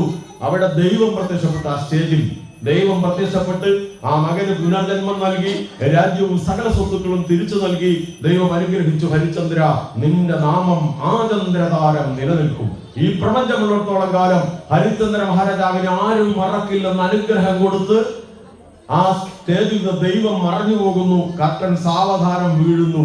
നമ്മളൊരു നാടകത്തിന് മുമ്പിലായിരുന്നു, ഓർമ്മയുണ്ടോ? അല്ലേ? ആ നാടകം കാണാൻ ഒരാൾ ഇരിപ്പുണ്ടായിരുന്നു. ആരായിരുന്നു? ഒരുപാട് പേരുടെ കൂട്ടത്തിൽ മോഹൻദാസ് കരംചന്ദ് ഗാന്ധി. പ്രിയപ്പെട്ട ഭക്തജനങ്ങളെ, ഇതേപോലെ 2.5 മണിക്കൂർ നീണ്ട ആ നാടകം കണ്ടിരിക്കുന്നതിനിടയിൽ 2000-ഓളം വരുന്ന ഭക്തജനങ്ങളുടെ കണ്ണുകളിൽ നിന്ന് നിരവധി തവണ ചൂട് കണ്ണുനീർത്തുള്ളികൾ താഴെ വീണു. നമ്മൾ മുന്നിൽ ഇരുത്തിയ മോഹൻദാസ് കരംചന്ദ് ഗാന്ധിയുടെ കണ്ണിൽ നിന്നും അതേപോലെ പലവട്ടം കണ്ണുനീർ വീണിട്ടുണ്ട്. പക്ഷേ അത് മാത്രമല്ല മോഹൻദാസിന് സംഭവിച്ചത്. പിന്നെന്ത് സംഭവിച്ചെന്ന് അറിയാമോ? ആ 2.5 മണിക്കൂർ നേരത്തിനിടയിൽ ആ കുട്ടി ഒരു തീരുമാനമെടുത്തു. ഇനി എന്റെ ജീവിതത്തിൽ എത്ര കാലം ബാക്കിയുണ്ടോ അതിലൊരിക്കൽ പോലും ഞാൻ കള്ളം പറയില്ല, സത്യവും ധർമ്മവും വിട്ട് ഇനി എനിക്കൊരു ജീവിതമില്ലെന്ന ക്ഷേത്രമുറ്റത്ത് നമ്മുടെ പുരാണത്തിലെ മഹത്തരമായ ഹരിചന്ദ്രജന നാടകം കണ്ടു തീരുന്നതിനിടയിൽ എടുത്ത തീരുമാനം 1948 ജനുവരി 30 അദ്ദേഹം സ്വർഗത്തിലേക്ക് പോകുന്നത് വരെ കൈപ്പിടിയിൽ നിന്ന് ചോർന്നു പോകാതെ സൂക്ഷിച്ചത് കൊണ്ട് ഇവിടെ ഇരിക്കുന്നുണ്ട് 12 വയസ്സുകാരായ നമ്മുടെ മക്കൾ. അതേപോലെ സാധാരണ കുട്ടിയായിരുന്ന മോഹൻദാസ് കരംചന്ദ് ഗാന്ധി ഇന്ത്യയുടെ മാത്രമല്ല ലോകത്തിന്റെ മഹാത്മാവായോ? ആയോ? എങ്ങനെ ആയതാ? അപ്പൊ നമ്മുടെ പുരാണത്തിന്റെ ഒരു ഗുണം മനസ്സിലായോ? മിണ്ടുന്നില്ല. ഇല്ലേ? ശക്തി മനസ്സിലായോ? ഇങ്ങനെ എത്ര കിടക്കുന്നു? പിടികിട്ടിയോ? അതാണ് കഥ. അപ്പൊ ഈ കഥ കൊണ്ട് തന്നെ എത്രയോ പേര് തന്നെ അനുഭവം എഴുതിയിട്ടുണ്ട്. ഈ കഥ കണ്ടിട്ടോ വായിച്ചിട്ടോ നാടകം കണ്ടിട്ടോ ഒക്കെ ജീവിതത്തിൽ വലിയ മാറ്റം ഉണ്ടായത്. ഗാന്ധിജി അവസാനം വരെ സൂക്ഷിച്ചു എന്നുള്ളത് ശരിയാണോ? കേട്ടിട്ടുണ്ടോ? ഇല്ലേ? കേട്ടിട്ടില്ല. ആ കുട്ടികൾ അധ്യാപകൻ നോക്കി എഴുതാൻ പറഞ്ഞു കേട്ടിട്ടുണ്ടോ? ഗാന്ധിയോട് സ്കൂളിൽ പഠിക്കുമ്പോൾ അതാർക്കും അറിയാം. ക്ലാസ്സിൽ പഠിക്കുമ്പോൾ ഈ പരിശോധനയ്ക്ക് വരുന്ന ആളുണ്ടല്ലോ, ഇൻസ്പെക്ടർ, DO AO എന്നൊക്കെ പറയുന്നത്, അന്ന് ഇൻസ്പെക്ടർ എന്നാ പറയും. ഇൻസ്പെക്ടർ വന്നു കഴിഞ്ഞപ്പം അധ്യാപകൻ ഇംഗ്ലീഷ് അധ്യാപകൻ കേട്ടെടുത്ത് അറിയാമോ? പണ്ടെല്ലാം കേട്ടെടുത്ത് എപ്പം എന്തോ ഡിക്റ്റേഷൻ അങ്ങനെ എന്തോ ആണോ? അങ്ങനെ എന്തോ ആണ്. അപ്പൊ കേട്ടെടുത്തപ്പോ എന്ത് പറ്റിയെന്ന് ആർക്കും അറിയില്ലേ? എല്ലാ കുട്ടികളും കറക്റ്റ് എഴുതി. ഗാന്ധിനെ മാത്രം ഒരു വാക്ക് തെറ്റി. ആ വാക്ക് ഓർമ്മയുണ്ടോ? കെറ്റിൽ. അപ്പൊ എല്ലാവരും ഫുള്ള് ശരിയാക്കിയ മാഷക്ക് ഇൻസ്പെക്ടറിന് മുമ്പിൽ കണ്ടോ ഞാൻ നല്ല അധ്യാപകനാന്ന് കാണിക്കാൻ. അപ്പൊ പക്ഷെ ഒരുത്തനാതാ വർഷം തെറ്റിച്ചു. അപ്പൊ അധ്യാപകൻ അടുത്ത് പോയിട്ട് പറഞ്ഞു അവന്റെ നോക്കി എഴുതണം. ഇൻസ്പെക്ടർ കേൾക്കാതെ. അപ്പൊ ഗാന്ധി ഒന്നും പറഞ്ഞില്ല, പക്ഷെ മനസ്സിൽ പറഞ്ഞു എനിക്ക് മനസ്സില്ല മാഷേ, ഞാൻ അങ്ങനെ കോപ്പി അടിക്കത്തില്ല മാഷേ. മനസ്സിലായോ? അപ്പോൾ എല്ലായിടത്തും പിന്നെ ഗാന്ധി എന്ത് ചെയ്തിട്ടുണ്ട്? ആ സത്യം ഉറച്ചു നിന്നു. ശരിയല്ലേ? അപ്പൊ ഇത്രയ്ക്കൊക്കെ മനുഷ്യനെ മാറ്റാൻ കഴിയുന്ന പുരാണങ്ങളൊക്കെയാണ് നമുക്ക് സ്വന്തമുള്ളത്. ഈ കഥയുടെ ആശയം എവിടുന്നാന്ന് ഞാൻ പറഞ്ഞു ഓർമ്മയുണ്ടോ? വേദത്തിലാണ്. സത്യമേവ ചെയ്തേ അഥവാ സത്യമത ധർമ്മഞ്ചര തുടങ്ങിയ കാര്യങ്ങൾ പറഞ്ഞ മനസ്സിലായോ? ഓക്കെ, അതാണ്. അപ്പൊ ഈ പറഞ്ഞു വന്നത് നമ്മുടെ വിഷയം എന്താണെന്ന് വെച്ച് കഴിഞ്ഞാൽ ഇങ്ങനെയുള്ള ആശയങ്ങളൊക്കെ തന്നെയാണ് സത്യത്തിൽ നമ്മുടെ അയ്യപ്പനും ഗുരുദേവനും നമുക്ക് തന്നോന്നല്ലേ നമ്മൾ പറയുന്നത്. ശരിയാണ്, വേദത്തിലുള്ളത് തന്നെയാണ് ഈ പറഞ്ഞതല്ലേ. ആദ്യം തന്നെ കുറെ നമ്മൾ പറഞ്ഞിട്ടുണ്ട് അല്ലേ? തത്വമസി എന്ന് പറഞ്ഞാൽ എന്താന്ന് പറഞ്ഞതല്ലേ അല്ലെ? അപ്പൊ ഒരു ജാതി ഒരു മതം ഒരു ദൈവം എന്ന് പറഞ്ഞാൽ അത് തന്നെയാണ്. അല്ലെങ്കിൽ അവൻ ഇവനെന്നറിയുന്നതൊക്കെ ഓർത്താൽ അവനിൽ ആദിമമായി ഒരാത്മരൂപം. അല്ലെങ്കിൽ പിന്നെ പറയുന്നുണ്ട് എല്ലാവരും ആത്മസഹോദരരെന്നല്ലേ പറയേണ്ടത് ഇതോർക്കുകിൽ നാം. ശരിയാണോ? അല്ലേ? അല്ലെങ്കിൽ നമ്മൾ ശബരിമലയ്ക്ക് പോകുമ്പോൾ ഒരു പാട്ടുണ്ടല്ലോ, ഏതെന്നറിയാമോ? എരുമേലിപ്പേട്ടതുള്ളും കന്യയ്യപ്പന്മാർ ഞങ്ങൾക്ക് ഒരു ജാതി ഒരു മതം ഒരു ദൈവം. അത് തന്നെയല്ലേ? ആണോ? അപ്പൊ എല്ലാം ഒന്ന് തന്നെയല്ലേ?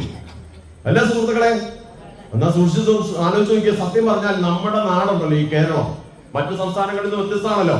ഈ കേരളത്തിൽ ജാതി മതത്തിനൊക്കെ അതീതമായി നമ്മളെല്ലാം നല്ല സൗഹാർദ്ദത്തോടെ ജീവിക്കുന്ന ഈ സാമൂഹ്യ സാഹചര്യം ഉണ്ടാക്കി തന്നതിൽ അങ്ങനെയാണ് ശബരിമലയ്ക്കും നമ്മുടെ ഗുരുദേവനും പ്രധാന പങ്കില്ലേ? ഉണ്ടോ? മിണ്ടുന്നില്ല. ഉണ്ട്. അതാണ് ഞാൻ പറഞ്ഞത്. രണ്ടിനും സാമ്യമുണ്ട് പറഞ്ഞത്. അതില് ചുരുങ്ങിയ കുറച്ച് സമയം കൂടി പറഞ്ഞ് ഒരുപാട് നിൽക്കുന്നില്ല. അപ്പൊ നമുക്ക് ഇതിൽ തുടക്കം എങ്ങനെയാ? ശബരിമലയ്ക്കാണെങ്കിൽ നമുക്കറിയാം മാലയിട്ട് തുടങ്ങുന്നു അല്ലെ? ശിവഗിരിക്കാണെങ്കിലും ഏതാണ്ട് പോലെ തന്നെയല്ലേ? വ്രതം എടുത്തിട്ട് 10 ദിവസമൊക്കെ മതി എന്നാണ് ഗുരുദേവൻ പറയുന്നത്. അത് കൂടുതൽ എടുത്താലും സന്തോഷം. പിന്നെ രണ്ടിന്റെ വേഷം എന്താണ്? വ്രതം എടുക്കണം.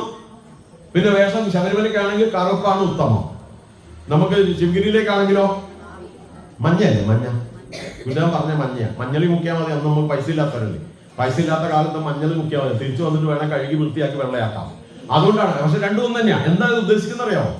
എന്തിനാണെന്നറിയാം കറുപ്പ് പറഞ്ഞത്? എന്തിനാണ്? ഒരുപാട് ആശയങ്ങളുണ്ട് കേട്ടോ. മഞ്ഞ പറഞ്ഞത് പിടികിട്ടിയോ? അതിൽ ഒന്നെന്താണെന്നറിയാമോ? ലളിതമായ ജീവിതം. ആർഭാടം കാണിക്കണം. നല്ല വില കൂടിയ കോട്ട് സൂട്ടും ഒക്കെ നമ്മൾ പോകണം. ചില കല്യാണത്തിന് കേട്ടിട്ടുണ്ടോ? കോട്ടൊക്കെ ഇട്ട് കഴുത്തങ്ങനെ കെട്ടിയിട്ട് അങ്ങനെ പോകണം? വേണ്ട. പിന്നെ ഏതാണ് ഏറ്റവും ലളിതമായി മതി. ഈശ്വരന്റെ അടുത്തേക്ക് പോകുമ്പോൾ ആർഭാടം കാണിച്ചു പോകണം, ലളിതമായിട്ട് പോകണം. നല്ല ലളിതമായിട്ട് പോകണം നമ്മൾ. അതാണോ സന്ദേശം? പിന്നെ വേറെ ഒന്നും, ശബരിമല എത്തിക്കഴിഞ്ഞാൽ ആളുകളെ എല്ലാരും എന്താ വിളിക്കുന്നത്? സാമീന്ന്. അവിടെ വ്യത്യാസമുണ്ടോ? പൈസക്കാരനാണോ, പൊക്കം കൂടിയ ആളാണോ, പൊക്കം കുറഞ്ഞ ആളാണോ, തടിച്ച ആളാണോ, അങ്ങനെ നോക്കുന്നുണ്ടോ? ജാതി മത വ്യത്യാസം ഒന്നുമില്ലല്ലോ. അപ്പോൾ ദൈവത്തിന് മുമ്പിൽ എല്ലാവരും തുല്യരാണ് അല്ലേ? കണ്ടോ? അത് തന്നെയാണ്, എല്ലാവരും ആത്മസഹോദരരാണ്. എത്ര വലിയ കാര്യമാണ് അയ്യപ്പ പഠിപ്പിക്കുന്നത്.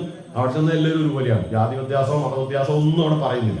അത് തന്നെയാണ് ശിവഗിരിയിലും തുല്യത, എല്ലാവരും മഞ്ഞ. അത് ഗുരുദേവൻ കൃത്യമായിട്ട് പറഞ്ഞതുകൊണ്ട് ഒരു ജാതി, ഒരു മതം, ഒരു ദൈവം, മനുഷ്യൻ. കേട്ടോ, രണ്ടും ഒരേ ആശയം തന്നെയാണ് ഈ കലിയുഗത്തിൽ പറഞ്ഞു തരുന്നത്. അതാണ് ഒരു പ്രധാനപ്പെട്ട കാര്യം. പിന്നെ അതുപോലെ തന്നെ പിന്നെന്താണ് അതിൽ പറഞ്ഞു തരുന്നത്?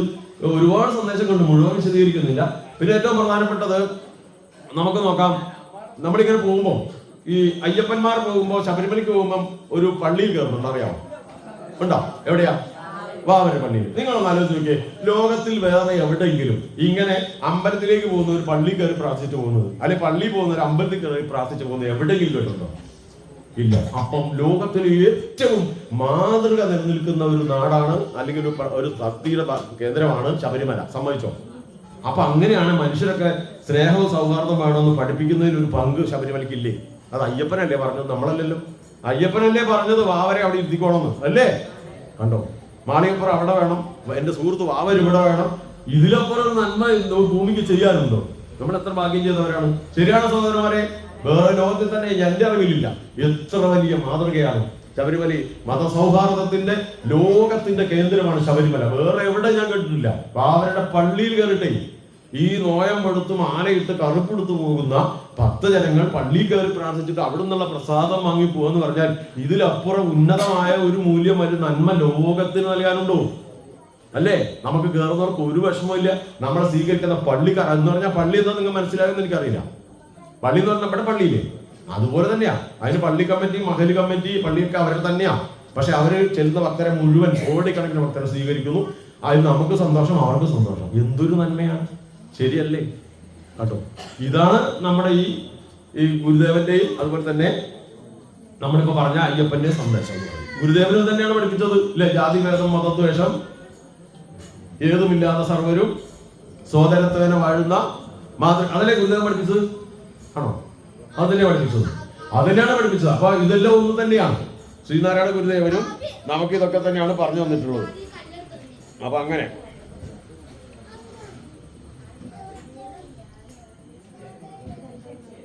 പിന്നെ അതുപോലെ ജാതിഭേദം മതദ്വേഷം ഏതുമില്ലാതെ സർവരും സോദരത്വേന വാഴുന്ന മാതൃകാ സ്ഥാനം എന്ന് പറഞ്ഞാൽ ഞാനിപ്പോ പറഞ്ഞല്ലോ, നമുക്ക് ഒരു ജാതി, ഒരു മതം, ഒരു ദൈവം എന്ന് പഠിപ്പിച്ച അതേ തത്വം തന്നെയാണ് ഇത് രണ്ടുമെന്ന് ഞാൻ പറഞ്ഞത്. അപ്പൊ ഇങ്ങനെ പറഞ്ഞു പോയാൽ ഒരുപാടുണ്ട്. നമ്മുടെ നാടിന്റെ ഈ പറയുന്ന മാറ്റങ്ങൾക്കെല്ലാം കാരണമായിട്ടുള്ളത് തീർച്ചയായിട്ടും ഗുരുദേവനും അയ്യപ്പനും പഠിപ്പിച്ചതിലൂടെയാണെന്നാണ് എനിക്ക് തോന്നുന്നത് പ്രധാനമായിട്ടും. അങ്ങനെ പറഞ്ഞു. ഇപ്പൊ ഉദാഹരണത്തിന് നമ്മുടെ നാടിന്റെ ഈ രീതിയിലുള്ള മാറ്റത്തിന് ഞാൻ ഒന്ന് രണ്ട് ഉദാഹരണങ്ങൾ പറഞ്ഞു അധികം നീട്ടാതെ നിർത്താം. അതിലേറ്റവും പ്രധാനമായിട്ട് എനിക്ക് തോന്നുന്നു, ഒരു മലപ്പുറം ജില്ലയിൽ രാമൻപിള്ള എന്നാണ് എൻ്റെ ഓർമ്മ, ഒരു വ്യവസായിയാണ്.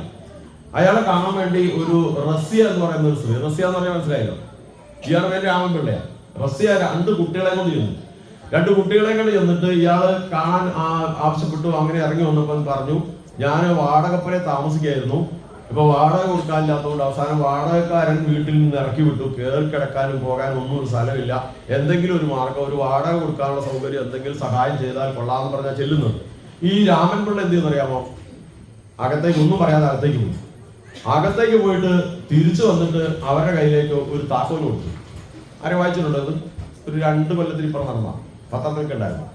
താക്കോലൊക്കെ കൊടുത്തു. എന്നിട്ട് പറഞ്ഞു, ഇതൊരു വീടിന്റെ താക്കോലാണ്, ഇത് നിങ്ങൾക്കാണ്. അപ്പൊ അവർ വിചാരിച്ചു വാടകയ്ക്ക് താമസിക്കാനാണ്. അപ്പൊ അവർ ചോദിച്ചു, വാടക അല്ല, ഇത് നിങ്ങൾക്കാണ്. നിങ്ങളെ പോലെ വിഷമിച്ച് വരുന്നവർക്ക് എൻ്റെ ഒരു പങ്ക് തരാൻ വേണ്ടി ഞാൻ ഉണ്ടാക്കിയിട്ടതാണ്. എങ്ങനെയുണ്ട്? ഇതാണ് നമ്മളെ പഠിപ്പിച്ചത്. ആര് പഠിപ്പിച്ചതാ? ആരാ പഠിപ്പിച്ചത്? ഗുരുദേവൻ, അയ്യപ്പൻ. മനസ്സിലായോ? അതാണ് ഈ നാട് നന്നായെന്ന് ഞാൻ പറഞ്ഞു. ഇനി അതേപോലെ വേറൊന്നുണ്ട് എന്റെ നാട്ടിൽ. ഇവിടെ എല്ലാം ഇപ്പൊ ഞാൻ താമസിക്കുന്ന പ്രദേശത്ത് ഇതുപോലെ തന്നെ കോവിഡ് കാലത്ത് ഒരു 65 വയസ്സ് പ്രായമുള്ള ഒരാള്, അദ്ദേഹത്തിന്റെ പേര് വിജയൻ എന്നാണ്, അതിന്റെ ഭാര്യയുണ്ട്, അവരുടെ പേരെനിക്കറിയാൻ ഞാൻ പറയുന്നില്ല. അദ്ദേഹം ഒരു മുറി വാടകയ്ക്ക് എടുത്തിട്ട് അതിന് പുറത്തൊരു തയ്യൽ മെഷീൻ ഇട്ടിട്ട് തയ്ച്ചുകൊണ്ടാണ് കുടുംബം നടത്തിയിരുന്നത്. അവർക്ക് മക്കളില്ല. അപ്പം അങ്ങനെ ജീവിക്കുന്നതിനിടയിൽ കോവിഡ് വന്ന് 2 കൊല്ലം അടച്ചിട്ടു. 2 കൊല്ലം അടച്ചിട്ട് കഴിഞ്ഞപ്പോൾ വാടക കൊടുക്കാനില്ലായിരുന്നു. വാടക കൊടുക്കാനില്ലാതെ വന്നപ്പോൾ എന്ത് സംഭവിച്ചു? ഈ കെട്ടിട ഉടമ ഇറക്കി വിട്ടു. കെട്ടിട ഉടമ ഇറക്കി വിട്ട് കഴിഞ്ഞപ്പോൾ പിന്നെ റോഡിലേക്ക്. ഇനി എങ്ങോട്ട് പോകും? ആരും സ്വീകരിക്കാനില്ല. ഒന്നാമത് കോവിഡ് കാലമല്ലേ. അപ്പൊ ഇങ്ങനെ ഒരു വിഷമം അറിഞ്ഞു കഴിഞ്ഞപ്പം അവിടുത്തെ റുക്കിയ എന്ന് പറയുന്ന ഒരു സ്ത്രീ ഈ വിവരം അറിഞ്ഞിട്ട് വീട്ടിൽ ഇങ്ങനെ അതിന്റെ ഭർത്താവിനോട് പറഞ്ഞു, ഇങ്ങനെ എന്റെ സുഹൃത്തായ ആളും ആ വിജയൻ പറഞ്ഞ ഏട്ടനും ഇപ്പൊ വീട്ടിൽ ഒന്നുമില്ലാതെ റോഡിലാണ്, നമുക്ക് എന്താ ചെയ്യാം? അപ്പൊ അയാൾ പറഞ്ഞു, നമുക്ക് എന്താ ചെയ്യാം, നീ എന്താ ചെയ്യുന്നത്, നമുക്ക് ഇങ്ങോട്ട് കൂട്ടിയാലോ, നീ കൂട്ടിക്കോളാൻ പറഞ്ഞു. അങ്ങനെ കൂട്ടിക്കോളാൻ പറഞ്ഞ് കൂട്ടിക്കൊണ്ട് വരികയാണ്. അവിടെ ചെന്ന് പറഞ്ഞു, വിജയേട്ടാ നമ്മള് നിങ്ങളെ ക്ഷണിക്കാൻ വന്നാണ്, ഇങ്ങോട്ട് വന്നോളൂ, നമുക്ക് ഒന്നിച്ച് നിൽക്കാവുന്നതാണ്. അപ്പൊ വേറൊരു മാർഗ്ഗമില്ലാത്തോണ്ട് ചെന്നു. ഇത് എങ്ങോട്ടാ ചെന്നറിയോ? ചെന്നത് നമ്മുടെ യൂസഫലിയെ പോലെയുള്ള ഒരു വീട്ടിലേക്കല്ല, 7 സെന്റിൽ ഒരു വീടാണ്. 7 സെന്റ് എന്ന് പറഞ്ഞാൽ ഏകദേശം അറിയില്ലേ, അതിലൊരു ചെറിയ വീടാണ്. ആ വീടിനകത്ത് 11 അംഗങ്ങളുണ്ട്. ആ വീടിനകത്ത് ഒരാൾക്ക് പോലും നിനക്ക് താമസിക്കാൻ ഒരു സാധ്യതയില്ല. അതിനകത്താണ് ആകെ 1-2 ബാത്റൂം ഉള്ളത്. അപ്പൊ പിന്നെ മുറ്റം പോലും കാര്യമായിട്ടില്ല. പക്ഷെ അവർ കൂട്ടിക്കൊണ്ട് ചെയ്തു. എന്നിട്ട് എന്ത് ചെയ്തു?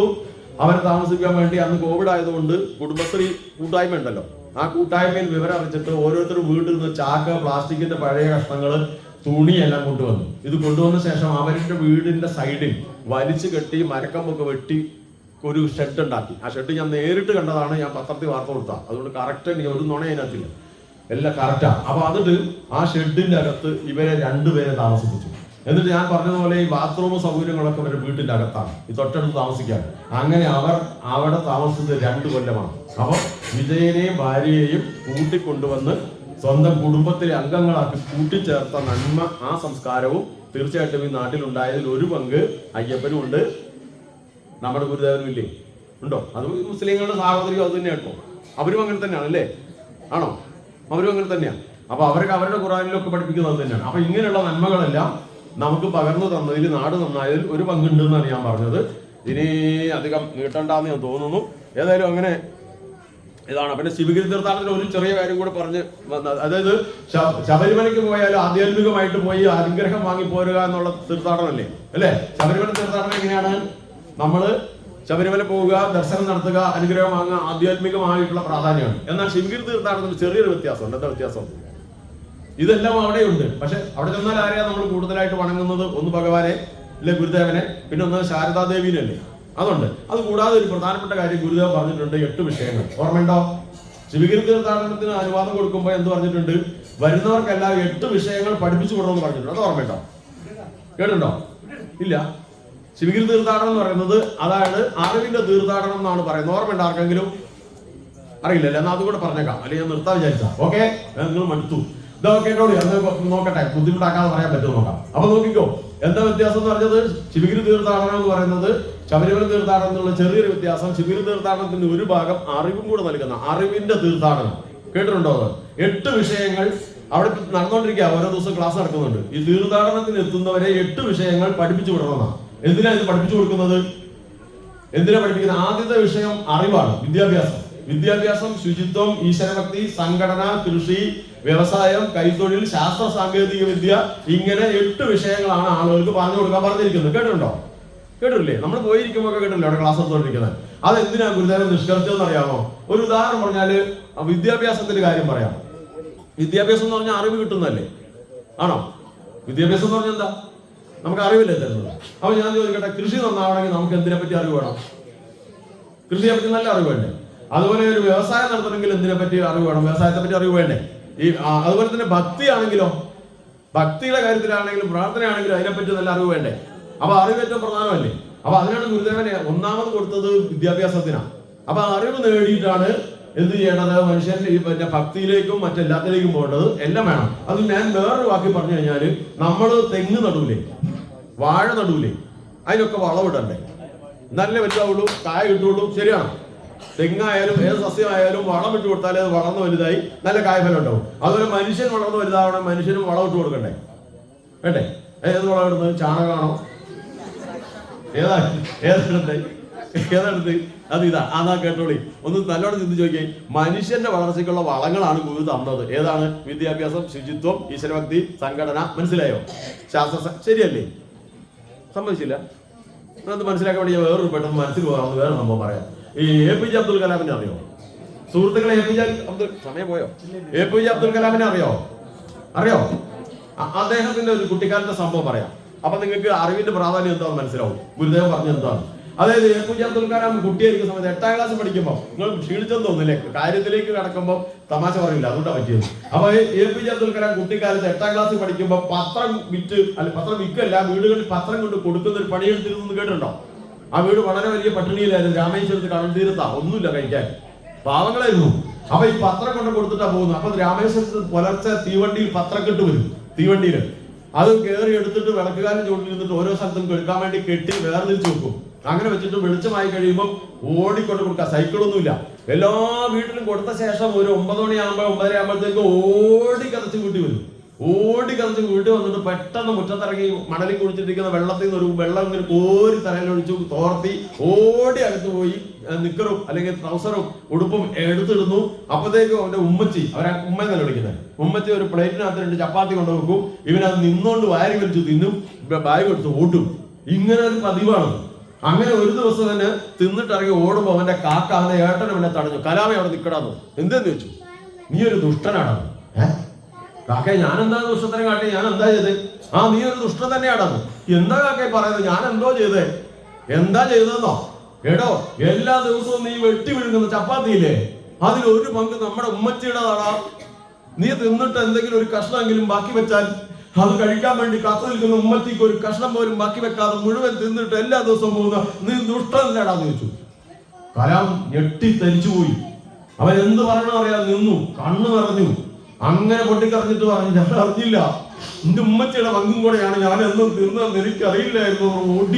ഓടി ചെന്ന് ഉമ്മച്ചിനെ കെട്ടിപ്പിടിച്ച് അവൻ പൊട്ടിക്കരഞ്ഞിട്ട് പറഞ്ഞു, എന്റെ ഉമ്മ ഞാൻ അറിഞ്ഞില്ല ഉമ്മ, എന്റെ ഉമ്മേനെ കൂടിയാണ് എന്നും തിന്നു പോയത്, ഇനി ഞാൻ അങ്ങനെ ചെയ്യൂലുമ്മാന്ന് പറഞ്ഞു.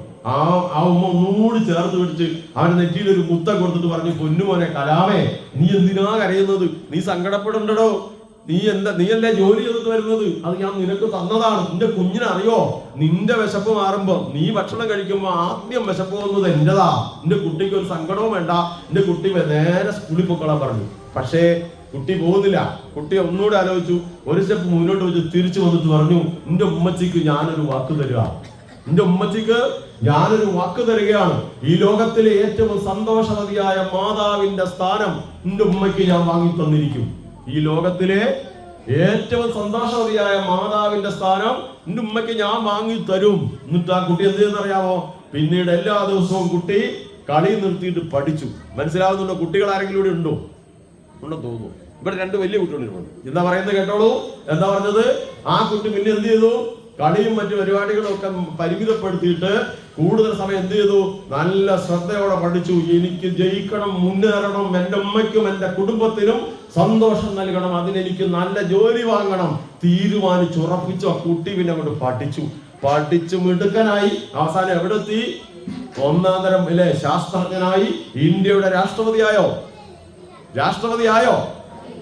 ഇതിന്റെ പിന്നിൽ ഒരു ആപ്തവാക്യമുണ്ട്, വിദ്യ കൊണ്ട് പ്രബുദ്ധരാവുക. ആരാ പറഞ്ഞത്?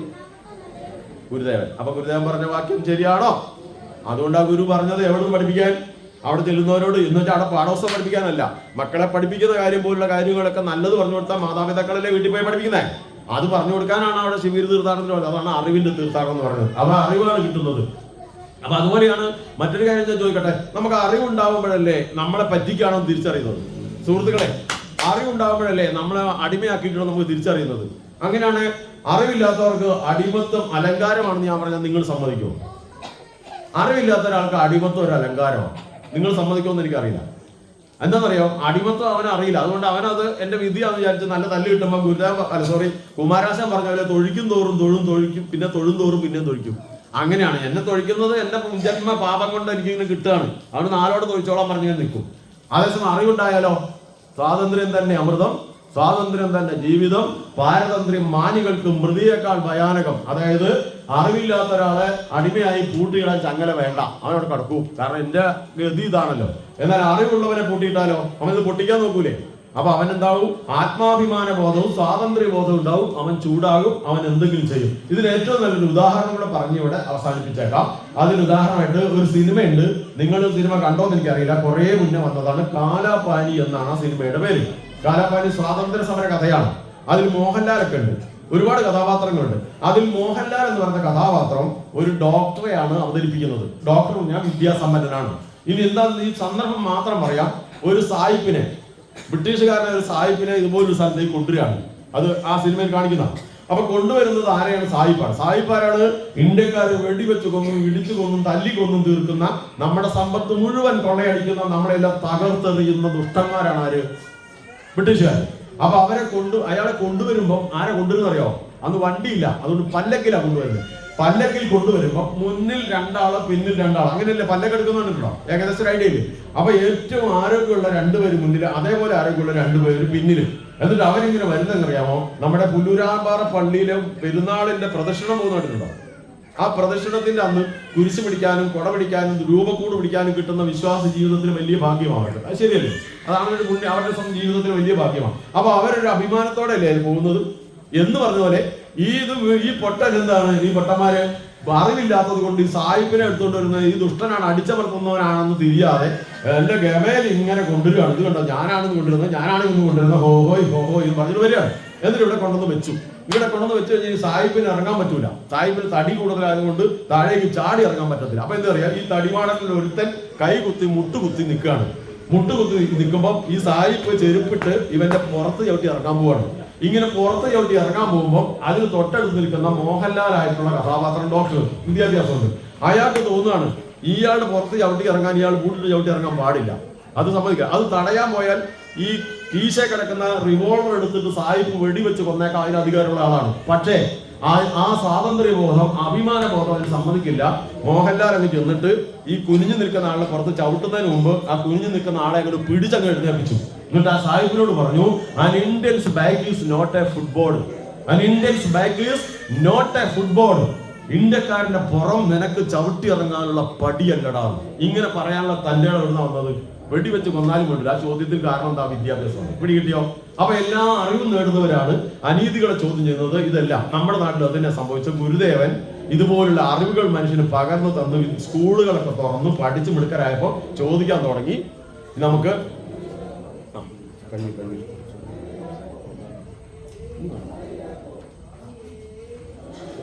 നോക്കട്ടെ, ഇവരോട് ചോദിക്കാം. അപ്പൊ ഇത് എന്താ പറഞ്ഞത്? ഈ പറഞ്ഞ എന്താ പറഞ്ഞത് എടുത്തു മാറ്റിട്ട് അപ്പൊ എന്തുകൊണ്ടാണ് സംഭവിച്ചത്? ഇതുപോലുള്ള അനുഭവം.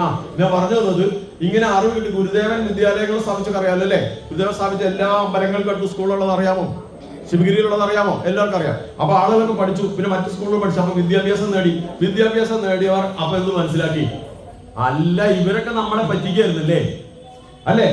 അപ്പൊ അവര് പറയാൻ തുടങ്ങി, ഞങ്ങൾക്ക് റോഡേ നടക്കണം. എന്തിനാ പറഞ്ഞത് മനസ്സിലായോ? അന്ന് റോഡിൽ കൂടി നടക്കാമായിരുന്നോ?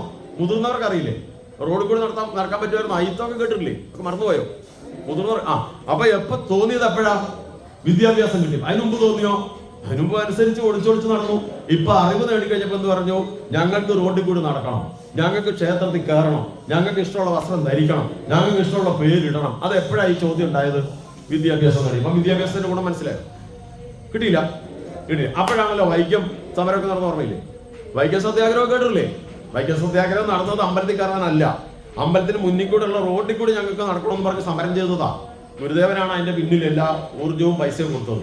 അപ്പൊ അങ്ങനെയൊക്കെയുള്ള ആശയങ്ങൾ വന്നു. ഇനി എന്ത് സംഭവിച്ചെന്നറിയാമോ?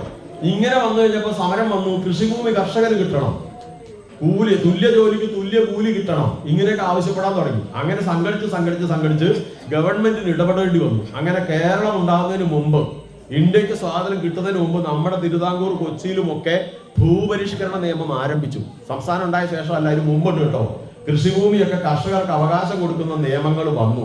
ഇങ്ങനെ നിയമം വന്നാൽ എന്ത് സംഭവിക്കുന്നു കൂടി പറയണോ? ഞാൻ നേരിട്ട് കണ്ടത് പറയാം. ഇങ്ങനെ കൃഷിഭൂമി കർഷകർ കിട്ടി. അപ്പൊ സ്വാതന്ത്ര്യം കിട്ടി, കേരള സംസ്ഥാനം ഉണ്ടായി. അപ്പൊ ഈ കൃഷിഭൂമി എല്ലാവർക്കും കിട്ടിക്കഴിഞ്ഞിട്ട് ഉണ്ടായ അവസ്ഥ, ഞങ്ങൾ താമസം ഇവിടെ അല്ല, നാട്ടിലുള്ള സമയത്ത് അന്ന് 2 സ്ഥലത്തായിട്ടാണ് സ്ഥലം. ഒരു പ്രദേശം മുഴുവൻ തെരുവപ്പുല്ല. അറിയാമോ നിങ്ങൾക്ക്? തെരുവപ്പുല്ല് എല്ലാവർക്കും അറിയാം? കുറെ പേർക്ക് അറിയില്ല. വാറ്റിയിട്ട് തെരുവത്തൈലം എടുക്കുന്ന പുൽത്തൈലം, അതിങ്ങനെ കൊല്ലത്തിൽ ഒരു വരുമാനമുള്ളൂ. പിന്നെ മുഴുവൻ പട്ടിണിയാണ്. സ്ഥലമൊക്കെ ഉണ്ട്, പക്ഷെ അങ്ങനെ കിടക്കുകയാണ്. അപ്പോഴാണ് ഈ പറഞ്ഞ അറിവ് നേടിയിട്ട് റേഡിയോയിൽ കൂടി കൃഷിപാഠം വരാൻ തുടങ്ങി. പിന്നെ കൃഷിഭവൻ വന്നു. അതിലൂടെ വിവരം കിട്ടി. RRI 105 എന്ന് പറയുന്ന റബ്ബർ മരമുണ്ട്, ബഡ് റബ്ബറാണ്. അത് നിരനിരയായ തുല്യ അകലത്തിൽ ശാസ്ത്രീയമായി കൃഷി ചെയ്ത് 5 കൊല്ലം കഴിയുമ്പോൾ റബ്ബർ വെട്ടാറാകും, ടാപ്പ് ചെയ്യാം. അത് ഒരു 100 മരത്തിന് 14 മറന്നുപോയി, എത്ര ഷീറ്റ് കിട്ടുമെന്ന് നിങ്ങൾക്ക് അറിയാലോ അല്ലേ? 14 അതിന്റെ ഓർമ്മ, അത് 20 എത്ര ഷീറ്റ് കിട്ടും. അപ്പൊ അങ്ങനെ ചെയ്താൽ രക്ഷപ്പെടുന്നു പറഞ്ഞു. അപ്പൊ ഞങ്ങൾ 4 ആണുങ്ങളുണ്ട്, മക്കള്, അച്ഛനും. ഞങ്ങൾ എന്ത് ചെയ്യുന്നറിയാം? ഈ തെരുവപ്പുല്ല് മുഴുവൻ പറിച്ചിട്ട് കുഴിയെടുത്ത് ബഹുഭൂരിപക്ഷം പണി ഞങ്ങൾ തന്നെ ചെയ്തു. എന്നിട്ട് വേനലിൽ വെള്ളം കൊണ്ടൊഴിച്ചു. എന്തിനാ? ഈ പട്ടിണി മാറാൻ വേണ്ടിയിട്ട്. മനസ്സിലാവുന്നുണ്ടോ? അങ്ങനെ നട്ടു. ഇത് ഞാൻ പറഞ്ഞത് എന്റെ കാര്യമാണ്. എല്ലാവരും അതാ ചെയ്തത്. നമ്മുടെ മാത്രമല്ല ഞാൻ ഉദാഹരണം പറഞ്ഞത്, പക്ഷെ നാട്ടിൽ ആ കാലത്ത് എല്ലാവരും ഇതാ ചെയ്യുന്നത്. എല്ലാ തരത്തിലുള്ള കൃഷി, ഏതെങ്കിലും തരത്തിലുള്ള കൃഷി ചെയ്യാം. അങ്ങനെ റബ്ബർ നട്ട് 5 കൊല്ലം കഴിഞ്ഞപ്പോ റബ്ബർ ടാപ്പ് ചെയ്യാൻ തുടങ്ങി. 19 റബ്ബർ ഷീറ്റ് എന്റെയും വീടിന്റെ മുമ്പിൽ അതിന്മേൽ തൂക്കി. അന്ന് എന്റെ വീട് ഓല കെട്ടിയതാ. ഓല കെട്ടിയ വീട് താമസിക്കാൻ ഭാഗ്യം കിട്ടിയിട്ടുണ്ടോ? ഇല്ലേ? പോയി, എല്ലാം പോയി. ഉണ്ടോ ഭാഗ്യം? അപ്പൊ ഓല കെട്ടിയ വീടാണ്. പിന്നെ കുറച്ച് കഴിഞ്ഞപ്പോ മൺകട്ട കൊണ്ട് ഭിത്തി കെട്ടി. മനസ്സിലാവുന്നുണ്ടോ? എന്നെ കണ്ടാൽ നിങ്ങൾക്ക് തോന്നില്ല? അതൊക്കെ കുട്ടിക്കാലത്തെ ആദ്യം ഞങ്ങൾ താമസ വീട് മറച്ചു കെട്ടിയത് പോലെയാണ്, വീടിന് മേലെ പോലെയാണ്. ഇങ്ങനെ കഷ്ടപ്പെട്ടിട്ടാണ് ഞാനിവിടെ നിൽക്കുന്നത്. ഇപ്പൊ ഇരിക്കുന്നവർ ഈ മന്തിയൊക്കെ തിന്നിരിക്കും പോലെയല്ല. മനസ്സിലായോ? ഓ, അവിടെ അച്ഛനും അമ്മയൊക്കെ കഷ്ടപ്പെട്ടതാണോ? അല്ലോ പഠിച്ചോണം കേട്ടോ. ഇങ്ങോട്ട് നോക്ക, കേട്ടില്ലേ? നിങ്ങളുടെ അച്ഛനമ്മമാരൊക്കെ എങ്ങനെയുണ്ട്? ഒരുപാട് പട്ടിണി കിടന്നാന്ന് മനസ്സിലായോ? നല്ലോണം പഠിക്കോ? എന്നാ എങ്ങനെ കാണിക്കും? ആ കുട്ടി രക്ഷപ്പെട്ടു, അവൻ നല്ലോണം പഠിക്കും. അപ്പോ ഞാൻ പറഞ്ഞത് മനസ്സിലാവുന്നുണ്ടോ? പിന്നെ മണ്ണ് കുഴച്ചിട്ട് കട്ട ഉണ്ടാക്കുന്ന ഓർമ്മയുണ്ടോ? ഇപ്പോഴും ചില സ്ഥലത്തൊക്കെ ഉണ്ട് കേട്ടോ. അങ്ങനെയുള്ള വീട് എന്ത് ചെയ്തു? ഷീറ്റ് ഉണ്ടായാലും എന്ത് സംഭവിക്കും? പൈസ കിട്ടൂലേ? കിട്ടുവോ? അപ്പോഴോ നിങ്ങൾക്ക് അറിയോ? നിങ്ങൾ സമ്മതിക്കുമെന്ന് അറിയില്ല. ഞാൻ പ്രീ ഡിഗ്രിക്ക് പഠിക്കുമ്പോഴാണ് ആദ്യമായിട്ട് റബ്ബർ ചെരുപ്പ് എടുത്തത്. അന്നത്തെ ചെരുപ്പിന് പറയില്ലേ, ഹവായി ചെരുപ്പോ? നമ്മ എന്താ പറയും? നമ്മള് വെള്ള നീലം കളർ. അന്ന് ഓർക്കുന്നുണ്ടോ? എന്നിട്ട് എന്ത് പറ്റിയെന്നറിയോ? ഇന്ന് സങ്കടം എപ്പോഴും തീർന്നില്ല. രാമപുരം അമ്പലത്തിൽ ഉത്സവം കഴിഞ്ഞ് ഇറങ്ങി വന്നപ്പോ അത് കള്ളം കൊണ്ടു. എന്ത് ചെയ്യുക? അത് പോയി. അപ്പൊ അങ്ങനെയല്ല. അതിനുശേഷം എന്ത് ചെയ്തു? അന്ന് ഒരു തരം നിക്കറുണ്ട് ഇവിടുന്ന് ചാടി പോകുന്നത്. പിന്നെ ഈ പാളെ കയറ്റിയിട്ട് വലിക്കും. അപ്പൊ ഇവിടെയൊക്കെ പോയിട്ടുണ്ടാവും. പക്ഷെ അതുകൊണ്ടാണ് സ്കൂളിൽ പോകുന്നത്. അങ്ങനെ പോയ ആരെങ്കിലും ഉണ്ടല്ലോ അല്ലേ? അവിടെ ഇരിക്കുന്നുണ്ടാവൂലേ? ഇങ്ങനെ ഒരു അവസ്ഥയായിരുന്നു. മലബാറിലേക്ക് പോകുന്ന അതിനേക്കാൾ കഷ്ടമായിരുന്നു കേട്ടോ. അങ്ങനെ ഒരു സാഹചര്യത്തിലാണ് ഈ റബ്ബർ ഷീറ്റ്. ഇപ്പൊ എന്തായി? അപ്പൊ നമ്മൾ തുണി വാങ്ങുമോ? സുഹൃത്തുക്കളെ നല്ലോണം ശ്രദ്ധിച്ചു നോക്കിയേ. ഇതിന്റെ എക്കണോമിക്സും. തുണി വാങ്ങുമോ? അരി വാങ്ങുമോ? വീട്ടു സാധനങ്ങൾ വാങ്ങുമോ? ചെരുപ്പൊക്കെ വാങ്ങാൻ പോവോ? അപ്പൊ നമ്മളിവിടെ ഒരുപാട് ആളുകൾ സാധനം വാങ്ങാൻ വന്നാൽ ഒരു കട ഇവിടെ തുറക്കോ? നാട്ടുകാർ സാധനം വാങ്ങാൻ വരുമെന്ന് കണ്ട കട തുറക്കോ ഇല്ലയോ? അപ്പൊ അതിനടുത്ത് വേറെ കട വരുമോ? അപ്പൊ അവിടേക്ക് വണ്ടി വരണ്ടേ? അപ്പൊ തെങ്ങുതടി പാലം മാറ്റിയിട്ട് വണ്ടി വരാൻ വഴി ഉണ്ടാക്കുവോ? അപ്പൊ വേറെ കട വരൂലേ? അപ്പൊ നമ്മൾ വീട് വെക്കാൻ തുടങ്ങിയപ്പോ സിമെന്റ് കമ്പി അതുപോലെ സാധനങ്ങൾ വേണ്ടേ? അതിന് വണ്ടി വരണ്ടേ? അപ്പൊ ഇത് കൊണ്ടുവരുന്ന കട വികസിച്ചു. അങ്ങനെ ഈ പ്രദേശം അങ്ങാടിയായി മാറി. ശരിയാണോ? ഞാൻ പറഞ്ഞതിൽ യോജിക്കുന്നുണ്ട്. ഇത് കണ്ടു വളർന്ന ഒരു ഇടിയില്ലേ? എന്നെ പോലെ ഒരു 50-ന് മുകളിലുള്ള ഒരു ഉണ്ടാവാ. ശരിയല്ലേ? അങ്ങനെ അങ്ങാടി വന്നു, അത് വളർന്നു. അത് പിന്നീട് ഇത് ഇന്നത്തെ അവസ്ഥയിലേക്ക് പുരോഗതി നേടി വന്നതാണ്. അങ്ങനെയാണെങ്കിൽ പ്രിയപ്പെട്ട ഭക്തജനങ്ങളെ ഒന്നാലോചിച്ച് നോക്കിയേ. ഗുരുദേവന്റെ നേതൃത്വത്തിൽ ഈ പറഞ്ഞ മനുഷ്യർക്ക് അറിവ് കൊടുത്ത് അവർക്ക് ആത്മാഭിമാന ബോധവും സ്വാതന്ത്ര്യബോധവും നൽകി അവകാശബോധത്തോടെ റോഡിൽ നടക്കണം, അതുപോലെ വസ്ത്രം ധരിക്കണം, പേരിടണം, കൃഷിഭൂമി കർഷകന് കിട്ടണം എന്നൊക്കെ സമരം ചെയ്തിട്ടല്ലേ കൃഷി ഒക്കെ ഇങ്ങനെ ഭൂമിയൊക്കെ കിട്ടിയത് ആണോ? അപ്പൊ ആ നിലയിലേക്ക് വളർന്ന് കേരളം ഇന്ന് കാണുന്ന ഈ മനോഹരമായ അവസ്ഥയിലേക്ക് വളർന്നതിൽ വളരെ പ്രധാനപ്പെട്ട പങ്ക് ഭഗവാൻ ഗുരുദേവനല്ലേ? ആണോ? സമ്മതിച്ചോ? അതാ. ഇനി ഒരു ചോദ്യം ഇവരോട് ചോദിക്കട്ടെ. എന്നോട് ചെവി പറഞ്ഞ കാര്യം പറയാം. ഇനി ഇത് നീട്ടിക്കൊണ്ട് പോകേണ്ട വല്ല കാര്യമുണ്ടോ? മടുത്തില്ലേ? ഇല്ലേ? ഞാൻ നിർത്തിയേക്കാന്ന് വിചാരിച്ചിട്ടായിരുന്നു. കുറെ കേൾക്കുമ്പോൾ മടുക്കൂലേ? അപ്പൊ ഏതായാലും ഒരു പോയിന്റ് കൂടെ അങ്ങനെയാണ് ഇവർ ഇങ്ങനെ പറഞ്ഞത്. ലേശം കൂടെ അത് ഭജനയില്ലേ ഉണ്ടോ? അധികം പറയുന്നില്ലേ? ഒരേ കേൾക്കും മടുക്കൂലേ? അതാണ്. അങ്ങനെയാണെങ്കിൽ ഈ ആനുകാലികമായിട്ടുള്ള ഒരു പോയിന്റ് കൂടെ ചുരുക്കി പറയട്ടെ. അതെന്താ പറയോ? ഈ അയ്യപ്പന്റെ കഥയിലെ വളരെ പ്രധാനപ്പെട്ട ഒരു സംഗതിയല്ലേ മഹിഷി നിഗ്രഹം? ഹലോ, മഹിഷിയെ വധിച്ച ഒരു സംഭവം ഇല്ലേ? ഉണ്ടോ? ഉണ്ട്. അതെന്താ സംഭവം? അതിലൊരു കാര്യമുണ്ട്. അതുകൊണ്ട് ഏതായാലും അവർ 1-2 വാക്ക് കൂടെ പറഞ്ഞോളാൻ ആവശ്യപ്പെട്ടു. അല്ലെങ്കിൽ നിങ്ങൾ സമ്മതിച്ചുകൊണ്ടാണ്. നിങ്ങൾ മടുത്തെന്ന് എനിക്കറിയാം. പിന്നെ എന്നോടായതുകൊണ്ട് കുഴപ്പമില്ല. പറഞ്ഞത് പിടികിട്ടി. അതായത് നീളുന്നില്ല കേട്ടോ. വേറെ ഇതും കൂടെ പറയുന്നുള്ളൂ. അപ്പൊ ഏതായാലും സംഭവിച്ചതാണ് മഹിഷിയെ വധിച്ചതാണ് ഒരു പ്രധാനപ്പെട്ട കാര്യം അല്ലെ? അത് ഇന്നത്തെ കാലത്ത് എന്തായാലും പ്രസക്തി എന്നൊന്നും ആലോചിക്കാമോ? ഇന്ന് മഹിഷി ഉണ്ടോ? ഇന്ന് മഹിഷി ഉണ്ടോ? അല്ലെ മഹിഷന്മാരുണ്ടോ? ഇല്ല. ഉണ്ടോ? ഞാൻ ഇന്ന് കണ്ടല്ലോ ഒരു മഹിഷനെ കോടഞ്ചേരിയാന്ന് എനിക്ക് തോന്നുന്നു. ഒരു മഹിഷൻ പുറത്തിറങ്ങി കൂടെ താമസിച്ച സ്ത്രീയുടെ ശരീരം മുഴുവൻ ഇസ്തിരിപ്പെട്ടുകൊണ്ട് പൊള്ളിച്ച്. അതൊരു മഹിഷനാ. കണ്ടായിരുന്നു? ആരെങ്കിലും വാർത്ത കണ്ടായിരുന്നു? കണ്ടു. ഞെട്ടിപ്പോയില്ലേ? ശരീരം ഒറ്റ പ്രാവശ്യമല്ല, പല പ്രാവശ്യമായിട്ട് മുറി കൂട്ടിയിട്ടിട്ട് ശരീരം മുഴുവൻ ഇസ്തിരിപ്പെട്ടി ചൂടാക്കിയിട്ടേ ആ മഹിഷനെ എന്ത് ചെയ്യണം? നിഗ്രഹിക്കണം. അയ്യോ ഭയങ്കരം. ഇങ്ങനെ ബാക്കി എന്തായാലും പറയാ, ഉദാഹരണങ്ങൾ പറയണ്ടല്ലോ. പറഞ്ഞ നമ്മൾ ഇത്രയും നേരം കേട്ടതെല്ലാം നമ്മൾ ഡിമ്മായി പോകും, പിന്നെ നമുക്ക് ആകെ സങ്കടമാണ്. അത് വേണ്ട. അപ്പൊ എത്ര വലിയ മഹിഷന്മാരും മഹിഷിമാരുമാണ് നാട്ടിൽ കുഴപ്പമുണ്ടാക്കുന്നത്. അപ്പൊ ഇത് എന്താ ചെയ്യേണ്ടത്? അയ്യപ്പൻ നമുക്ക് പറഞ്ഞു തരുന്നത്, ഈ മഹിഷി എന്ന് പറയുന്നത് അന്നത്തെ മഹിഷിയായാലും ഇന്നത്തെ മഹിഷിയായാലും ഉദ്ദേശിക്കുന്നത് നമ്മുടെ ഉള്ളിലാണ് ഇരിക്കുന്നത്. എവിടെ ഇരിക്കുന്നത്? കഥയിൽ മഹിഷി വേറെയാണ്, പക്ഷെ ജീവിതത്തിൽ മഹിഷി എവിടെയുള്ളത്?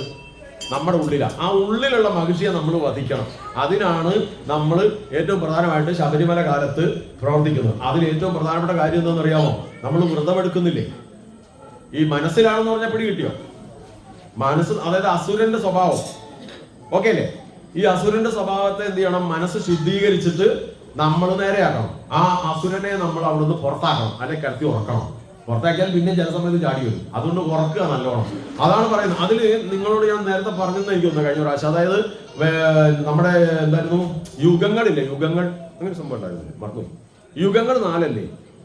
കഴിഞ്ഞ പ്രാവശ്യം പറഞ്ഞാന്ന് എനിക്ക് തോന്നുന്നു. യുഗങ്ങൾ നേരത്തെ പറഞ്ഞായിരുന്നു കഴിഞ്ഞ തവണ. 4 യുഗങ്ങൾ. കൃതയുഗം അല്ലെങ്കിൽ സത്യയുഗം പറഞ്ഞായിരുന്നോ? പറഞ്ഞില്ല? നമ്മൾ വേഗം തീർക്കാം, നേരെ പോയി, എനിക്ക് പോകണം. അപ്പൊ സത്യയുഗം അല്ലെങ്കിൽ കൃതയുഗം. പിന്നെ ഏതായിരുന്നു? ത്രേതായുഗം. പിന്നെയോ? ഞാൻ മറന്നു എന്ന് പറഞ്ഞോട്ടോ. ദ്വാപരയുഗം. പിന്നെയോ? കലിയുഗം. അതൊന്നും പറഞ്ഞു തന്നോളൂ, ഞാൻ മറന്നു പോയതാ. ഒന്നുകൂടെ പറയാം. ഏതായിരുന്നു? കൃതയുഗം അല്ലെങ്കിൽ സത്യയുഗം, ത്രേതായുഗം, ദ്വാപരയുഗം, കലിയുഗം. അതിന് മുഴുവൻ പറയുന്നില്ല, ചുരുക്കത്തിൽ പറയാം. ഒന്ന്, നിങ്ങൾ അന്ന് ഞാൻ പറഞ്ഞിട്ടില്ലെങ്കിൽ അറിയേണ്ട ഒരു കാര്യം അതിലുണ്ട്. പ്രിയപ്പെട്ടവരെ, ഈ ആദ്യത്തെ യുഗം ഉണ്ടല്ലേ, കൃതയുഗം. കൃത എന്ന് പറഞ്ഞാൽ 4 എന്നാണ് അർത്ഥം. ആ യുഗത്തിൽ 4 അവതാരങ്ങളുണ്ട് ഭഗവാന്റെ. വിഷ്ണു ഭഗവാന്റെ 4 അവതാരങ്ങളാണ്. ഏത് യുഗത്തിൽ? കൃതയുഗത്തിൽ. അതേതൊക്കെയാണെന്ന് പറഞ്ഞാൽ ആദ്യത്തെ അവതാരം ഏതാ? ഇനിയിപ്പോ നമുക്ക് സംസാരിക്കാൻ പറ്റും, മടുപ്പ് മാറിക്കോളും. അതൊന്ന് പറയോ? ഏതാ 4 അവതാരം? ആദ്യത്തെ അവതാരം ഏതാ? വെള്ളത്തിലാ? ക്ലൂ. വെള്ളത്തിലോ? കൂർമ്മൻ 2 ഭാഗത്തുണ്ട്, കരയുണ്ട്. അതിനു മുമ്പ് ഒരെണ്ണുണ്ട്. നമ്മൾ രാവിലെ ഇങ്ങനെ അത് തന്നെ, മത്സ്യം, കൂർമ്മം, വരാഹം, നരസിംഹം. 4 ആയോ? ആയോ? ഈ 4 ഏത് യുഗത്തില? ആദ്യത്തെ യുഗത്തിൽ, കൃതയുഗം അല്ലെങ്കിൽ സത്യയുഗം. അത് കഴിഞ്ഞാൽ പിന്നെ ത്രേതായുഗം. 3 എന്ന് പറഞ്ഞാൽ എത്രയാ? 3. അതേതൊക്കെയാണ്? ഈ നരസിംഹം കഴിഞ്ഞാൽ പിന്നെ ഏതാ? നരസിംഹം എന്ന് പറഞ്ഞാൽ മനുഷ്യനും മൃഗമായിട്ട്. പിന്നെ ഏതാണ്? വാമനൻ, ചെറിയ മനുഷ്യൻ അല്ലേ? ഇല്ലേ? ഇല്ല, മത്സ്യം, കൂർമ്മം, വരാഹം, നരസിംഹം. അത് കഴിഞ്ഞാൽ വാമനന്റെ കൂട്ടത്തിൽ ഒന്നുകൂടെ ഉണ്ട്. 2 രാമന്മാരില്ലേ? ഏതായിരുന്നു? പരശുരാമനും ബലരാമനും. അല്ല, ബലരാമനല്ല, ശ്രീരാമനും പരശുരാമനും. ഓക്കെ അല്ലേ? തെറ്റിയില്ലല്ലോ? 3. അത് 3 ഏതൊക്കെയായിരുന്നു? വാമനൻ, ശ്രീരാമൻ, പരശുരാമൻ. അത് കഴിഞ്ഞാൽ പിന്നെ ദ്വാപരയുഗം. ദ്വാപരയുഗത്തിൽ 2. അത് ഏതൊക്കെയാണെന്നറിയാം? അത് നല്ല എളുപ്പമുണ്ട്, ഞാൻ ക്ലൂ കാണിക്കാം. കൃഷ്ണൻ. ആ കൂട്ടത്തിൽ കൃഷ്ണനൊരു ഏട്ടനുണ്ട്, ബലരാമൻ. ഇപ്പൊ റെഡി ആയില്ലേ? ഇനി മറക്കൂലല്ലോ. ഇത് നമുക്ക് അറിഞ്ഞിരിക്കേണ്ടതാ, നല്ലൊരു കാര്യമുണ്ട്. പിന്നെ കലിയുഗത്തിലോ? കലിയുഗത്തിൽ അയ്യപ്പനാണെങ്കിലും പ്രധാന അവതാരം അതല്ല, നമുക്കറിയത്തില്ല. കൽക്കി കേട്ടില്ലേ? കൽക്കിയാണ്. പിന്നെ ഇതിൽ പറയുന്ന ഒരു കാര്യം എന്താ അറിയാമോ?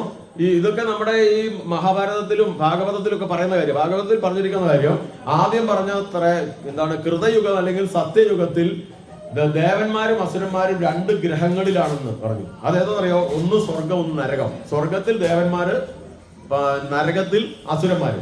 പിന്നെ അത് കഴിഞ്ഞാൽ ത്രേതായുഗത്തിൽ 2 രാജ്യത്താണ്. അത് അയോധ്യയും ലങ്കയും. അയോധ്യയിൽ ദേവന്മാര്, ലങ്കയിൽ അസുരന്മാര്. ശരിയാണോ? അത് കഴിഞ്ഞാൽ പിന്നെ 2 കുടുംബത്തിലാണ്, ദേവന്മാരും അസുരന്മാരും. ദ്വാപരയുഗത്തിൽ 2 കുടുംബത്തിലാണ്. അന്ന് ആലോചിച്ച് നോക്കി, ഏതായിരിക്കും? പാണ്ഡവരും കൗരവരും. 2 കുടുംബം തന്നെ, അവർ തമ്മിൽ. ഇപ്പൊ പറഞ്ഞിരിക്കുന്നത്, ഇത് ഏറ്റവും പ്രസക്തമാണ്. ഇപ്പൊ പറഞ്ഞിരിക്കുന്നത് ഈ സമയത്ത് കലിയുഗത്തിൽ ഒരേ മനുഷ്യന്റെ ഉള്ളിൽ തന്നെയാണ് ദേവനും അസുരനും ഉള്ളത്. ഒരേ ആളിന്റെ ഉള്ളിൽ തന്നെയാണ് ദേവനും അസുരനും കലിയുഗത്തിൽ. അപ്പൊ ഇപ്പം നമുക്ക് അയ്യപ്പൻ എന്താ പറഞ്ഞു തന്നിരിക്കുന്നത്? നമ്മുടെ ഉള്ളിലെ അസുരനെ നമ്മൾ ഉറക്കിക്കളയണം. അല്ലെങ്കിൽ എന്ത് പറ്റും? നമുക്ക് ഈ പറഞ്ഞ കുഴപ്പങ്ങളൊക്കെ, എന്താ പറയുക, ക്ഷമ ഉണ്ടാവില്ല, ദേഷ്യം പിടിക്കും, അസൂയ ഉണ്ടാവും, അതുപോലെയുള്ള കുഴപ്പങ്ങൾ. നിങ്ങൾക്ക് അസൂയ ഉണ്ടോ? ഇല്ലല്ലോ. ഇല്ല, കണ്ടുകൂടായില്ല. കണ്ണട വെച്ച എല്ലാം കാണാം. അത്ര ഇല്ലേ? അത് ഒരു ഡോക്ടറെ അടുത്ത് പോയിട്ട്, അത് കേട്ടുണ്ടോ? ഡോക്ടറെ അടുത്ത് പോയിട്ട് തലവേദനയായിട്ട് ഒരാൾ പരിശോധിക്കാൻ പോയി. ഡോക്ടർ നല്ലോണം നോക്കി. എന്നിട്ട് എന്ത് ചെയ്യുന്നറിയാം? അവസാനം ഒരു കുറിപ്പ് എഴുതി കൊടുത്തു. ഇതൊരു കണ്ണടയ്ക്ക് കുറിച്ചതാണ്, ഇത് പോയി വാങ്ങിച്ചു വെച്ചാൽ മതി, പിന്നെ നിങ്ങൾക്ക് എന്ത് വേണമെങ്കിലും വായിക്കാമെന്ന് പറഞ്ഞു. കേട്ടുണ്ടോ? ഇനി നിങ്ങൾക്ക് എന്ത് വേണമെങ്കിലും വായിക്കുക എഴുതുകയും ചെയ്യാമെന്ന് പറഞ്ഞു. അപ്പൊ ഇയാൾ പറഞ്ഞു, വളരെ ഉപകാരം ഡോക്ടറെ. എന്താന്ന് ചോദിച്ചു. ഇതുവരെ എനിക്ക് എഴുത്തും വായന അറിയില്ല, കണ്ണട വെച്ചാൽ എല്ലാം എനിക്ക് വായിക്കാം. അതുപോലെയാണ്. അപ്പൊ ഏതായാലും പറഞ്ഞു തന്നിരുന്നു, ഈ സമയത്ത് നമുക്ക് നമ്മുടെ ഉള്ളിലുള്ള ഈ അസുരനെ ഉറക്കണം. അതിനെന്താ വഴി? അതിന് സാധിച്ചില്ല എന്താ കുഴപ്പമെന്നറിയാം? ഇതിൽ ഈ പറയുന്ന തീർത്ഥാടനത്തിൽ അതിനുള്ള വഴിയാണ് പറഞ്ഞു തന്നേക്കുന്നത്. അതായത് മനസ്സ് നന്നാണെന്നല്ലേ അർത്ഥം. ഞാൻ ചോദിക്കട്ടെ, ഞാൻ എപ്പോഴാണ് മോശമായി ചിന്തിക്കുന്നത്? എന്റെ മനസ്സ് മോശമാകുമ്പോഴല്ലേ. എന്റെ മനസ്സ് നല്ലതാണെങ്കിൽ ഞാൻ നല്ലതല്ലേ ചിന്തിക്കും. എന്റെ മനസ്സ് നല്ലതാണെങ്കിൽ ഞാൻ നല്ലതല്ലേ പ്രവർത്തിക്കൂ. ശ്രദ്ധിക്കുന്നുണ്ടോ? എന്റെ മനസ്സ് നല്ലതാണെങ്കിൽ ഞാൻ നല്ലതല്ലേ പറയൂ. 3 കാര്യങ്ങളല്ലേ നമ്മൾ സാധാരണ ചെയ്യുന്നത്. ഒന്നെങ്കിൽ പറയുക, അല്ലെ ചിന്തിക്കുക, അല്ലെ പ്രവർത്തിക്കുക. റെഡിയാണോ? അതാണ് ഗുരുദേവൻ പറഞ്ഞു തന്നത്. ചിന്തയിൽ കർമ്മത്തിൽ വാക്കിലുമെന്നും നിർമ്മലരാവുക നാം. അപ്പൊ നമ്മുടെ മനസ്സിനെ എങ്ങനെ ശുദ്ധീകരിക്കുന്നത്? അതാണ് വ്രതാനുഷ്ഠാനം. പിടികിട്ടിയോ? അപ്പൊ അയ്യപ്പൻ എങ്ങനെയാണ് അത് നമുക്ക് നിഷ്ഠയാക്കി തന്നിരിക്കുന്നത്? 41 ദിവസത്തെ വ്രതം. വ്രതം എന്ന് പറഞ്ഞാൽ ഭക്ഷണം മാത്രമാണോ? മത്സ്യമാംസാദികൾ ഒഴിവാക്കുക മാത്രമാണോ വ്രതം? അല്ല. പിന്നെയോ? ചീത്ത പറയാൻ പറ്റുമോ? പിന്നെ ദേഷ്യം പിടിക്കാൻ പറ്റുമോ? ഇല്ല. അത് ഇതുപോലെ ഒരു ഉദാഹരണം പറഞ്ഞിട്ടുണ്ടോ എന്ന് എനിക്കറിയില്ല. ഒരു വീട്ടിൽ ഒരു അമ്മ എന്നും അമ്പലത്തിൽ പോയിരുന്നു. ഒരമ്മ, അവര് വീട്ടിൽ 2-3 പശുക്കളൊക്കെ വളർത്തുന്നുണ്ട്. കേട്ടിട്ടുണ്ടോ? അത് ഞാൻ തന്നെ പറഞ്ഞിട്ടുണ്ടോ എന്ന് എനിക്കറിയില്ല, ഇപ്പൊ ഓർമ്മ വന്നാ. അത് എന്നിട്ട് അവര് എസ്റ്റേറ്റിന്റെ സൈഡിലാണ് വീട്, ഇവിടെ എന്റെ നാട്ടിലാണ്. അതിൽ അവര് കുറെ പുല്ല് ചെത്തി വീട്ടിൽ കൊണ്ടിട്ട് 4 മണി 5 മണി ആയപ്പോ, എന്നിട്ട് പശുവിന് ഒക്കെ ഇട്ട് കൊടുത്തിട്ട് പിന്നെ വൈകുന്നേരം അമ്പലത്തിൽ ദീപാരാധനയ്ക്കും ഭജനയൊക്കെ ഉള്ളത് അമ്പലത്തിലേക്ക് വരാൻ മണ്ഡലകാലത്താ പോരാൻ വേണ്ടിയിട്ട് ഒരുങ്ങാണ്. അങ്ങനെ ഒരുങ്ങി പോരാൻ തുടങ്ങുമ്പോൾ അന്നത്തേക്കുള്ള പുല്ലൊക്കെ കൊടുത്തതാ. ഒരുങ്ങി ഇറങ്ങാറായപ്പോ പശു മൊത്തം തിന്നു. നല്ല പച്ചപ്പുല്ലായിരുന്നു. എന്നിട്ട് വിളിക്കാൻ അമ്മാ കൊണ്ടുപോകാറ്. അവർക്ക് ദേഷ്യം പിടിച്ചു. ഈ പട്ടാരത്തിന്റെ തീറ്റ ബാക്കിയാ പറഞ്ഞില്ല. പെട്ടെന്ന് ഓർമ്മ വന്നു, സ്വാമിയേ ശർമ്മയ്യപ്പു. ഇപ്പൊ ചീത്ത അറിയാൻ പറ്റൂല. അപ്പൊ നമുക്ക് എന്താ മനസ്സിലായോ? നമ്മൾ ചീത്ത വാക്ക് പറയില്ല, ഇല്ലേ? അസൂയപ്പെടില്ല, ഒന്നിനും ഒരു കുഴപ്പമില്ല. മനസ്സും ശുദ്ധമായോ? അതല്ലേ ഈശ്വരനിലേക്കുള്ള വഴി. ശരിയല്ലേ? അപ്പൊ ആ ഏറ്റവും ശുദ്ധമായ മനസ്സും ശരീരവും ഒരുക്കി തരുന്നതാണ് വ്രതാനുഷ്ഠാനം. അത് എന്തിനാണ്? നമ്മുടെ മനസ്സിലെ എല്ലാ ചീത്തയും, ആ ചീത്തയല്ലേ എന്താ പറഞ്ഞ അസുരൻ എന്ന് പറയുന്നത്. അങ്ങനെ നന്മയിലേക്ക് പോയാലാണ് നമ്മൾ എവിടെ എത്തുക?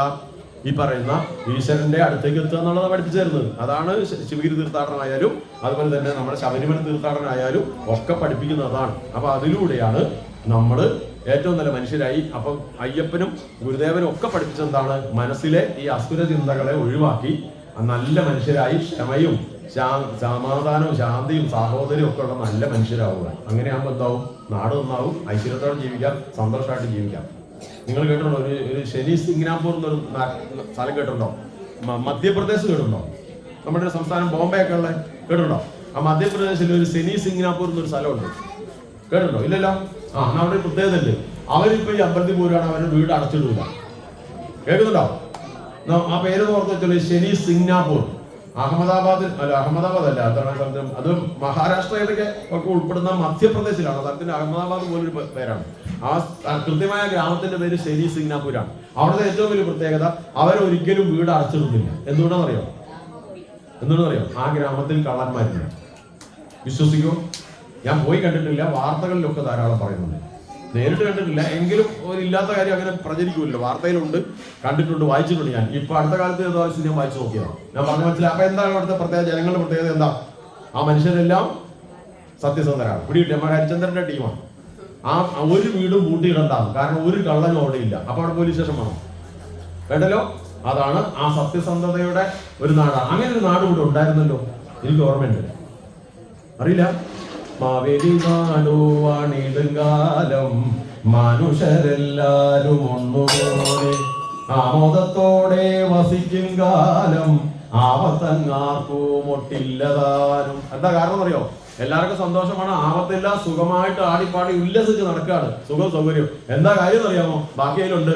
കള്ളവുമില്ല, ചതിയുമില്ല, എള്ളോളമില്ല, പൊടിവചനം, കള്ളപ്പറയും ചെറുനാഴിയും, കള്ളത്തരങ്ങൾ മറ്റൊന്നുമില്ല. അതെപ്പോഴാണ്? മനസ്സ് ശുദ്ധമാകുമ്പോഴല്ലേ, നന്മ ഉണ്ടാകുമ്പോഴല്ലേ.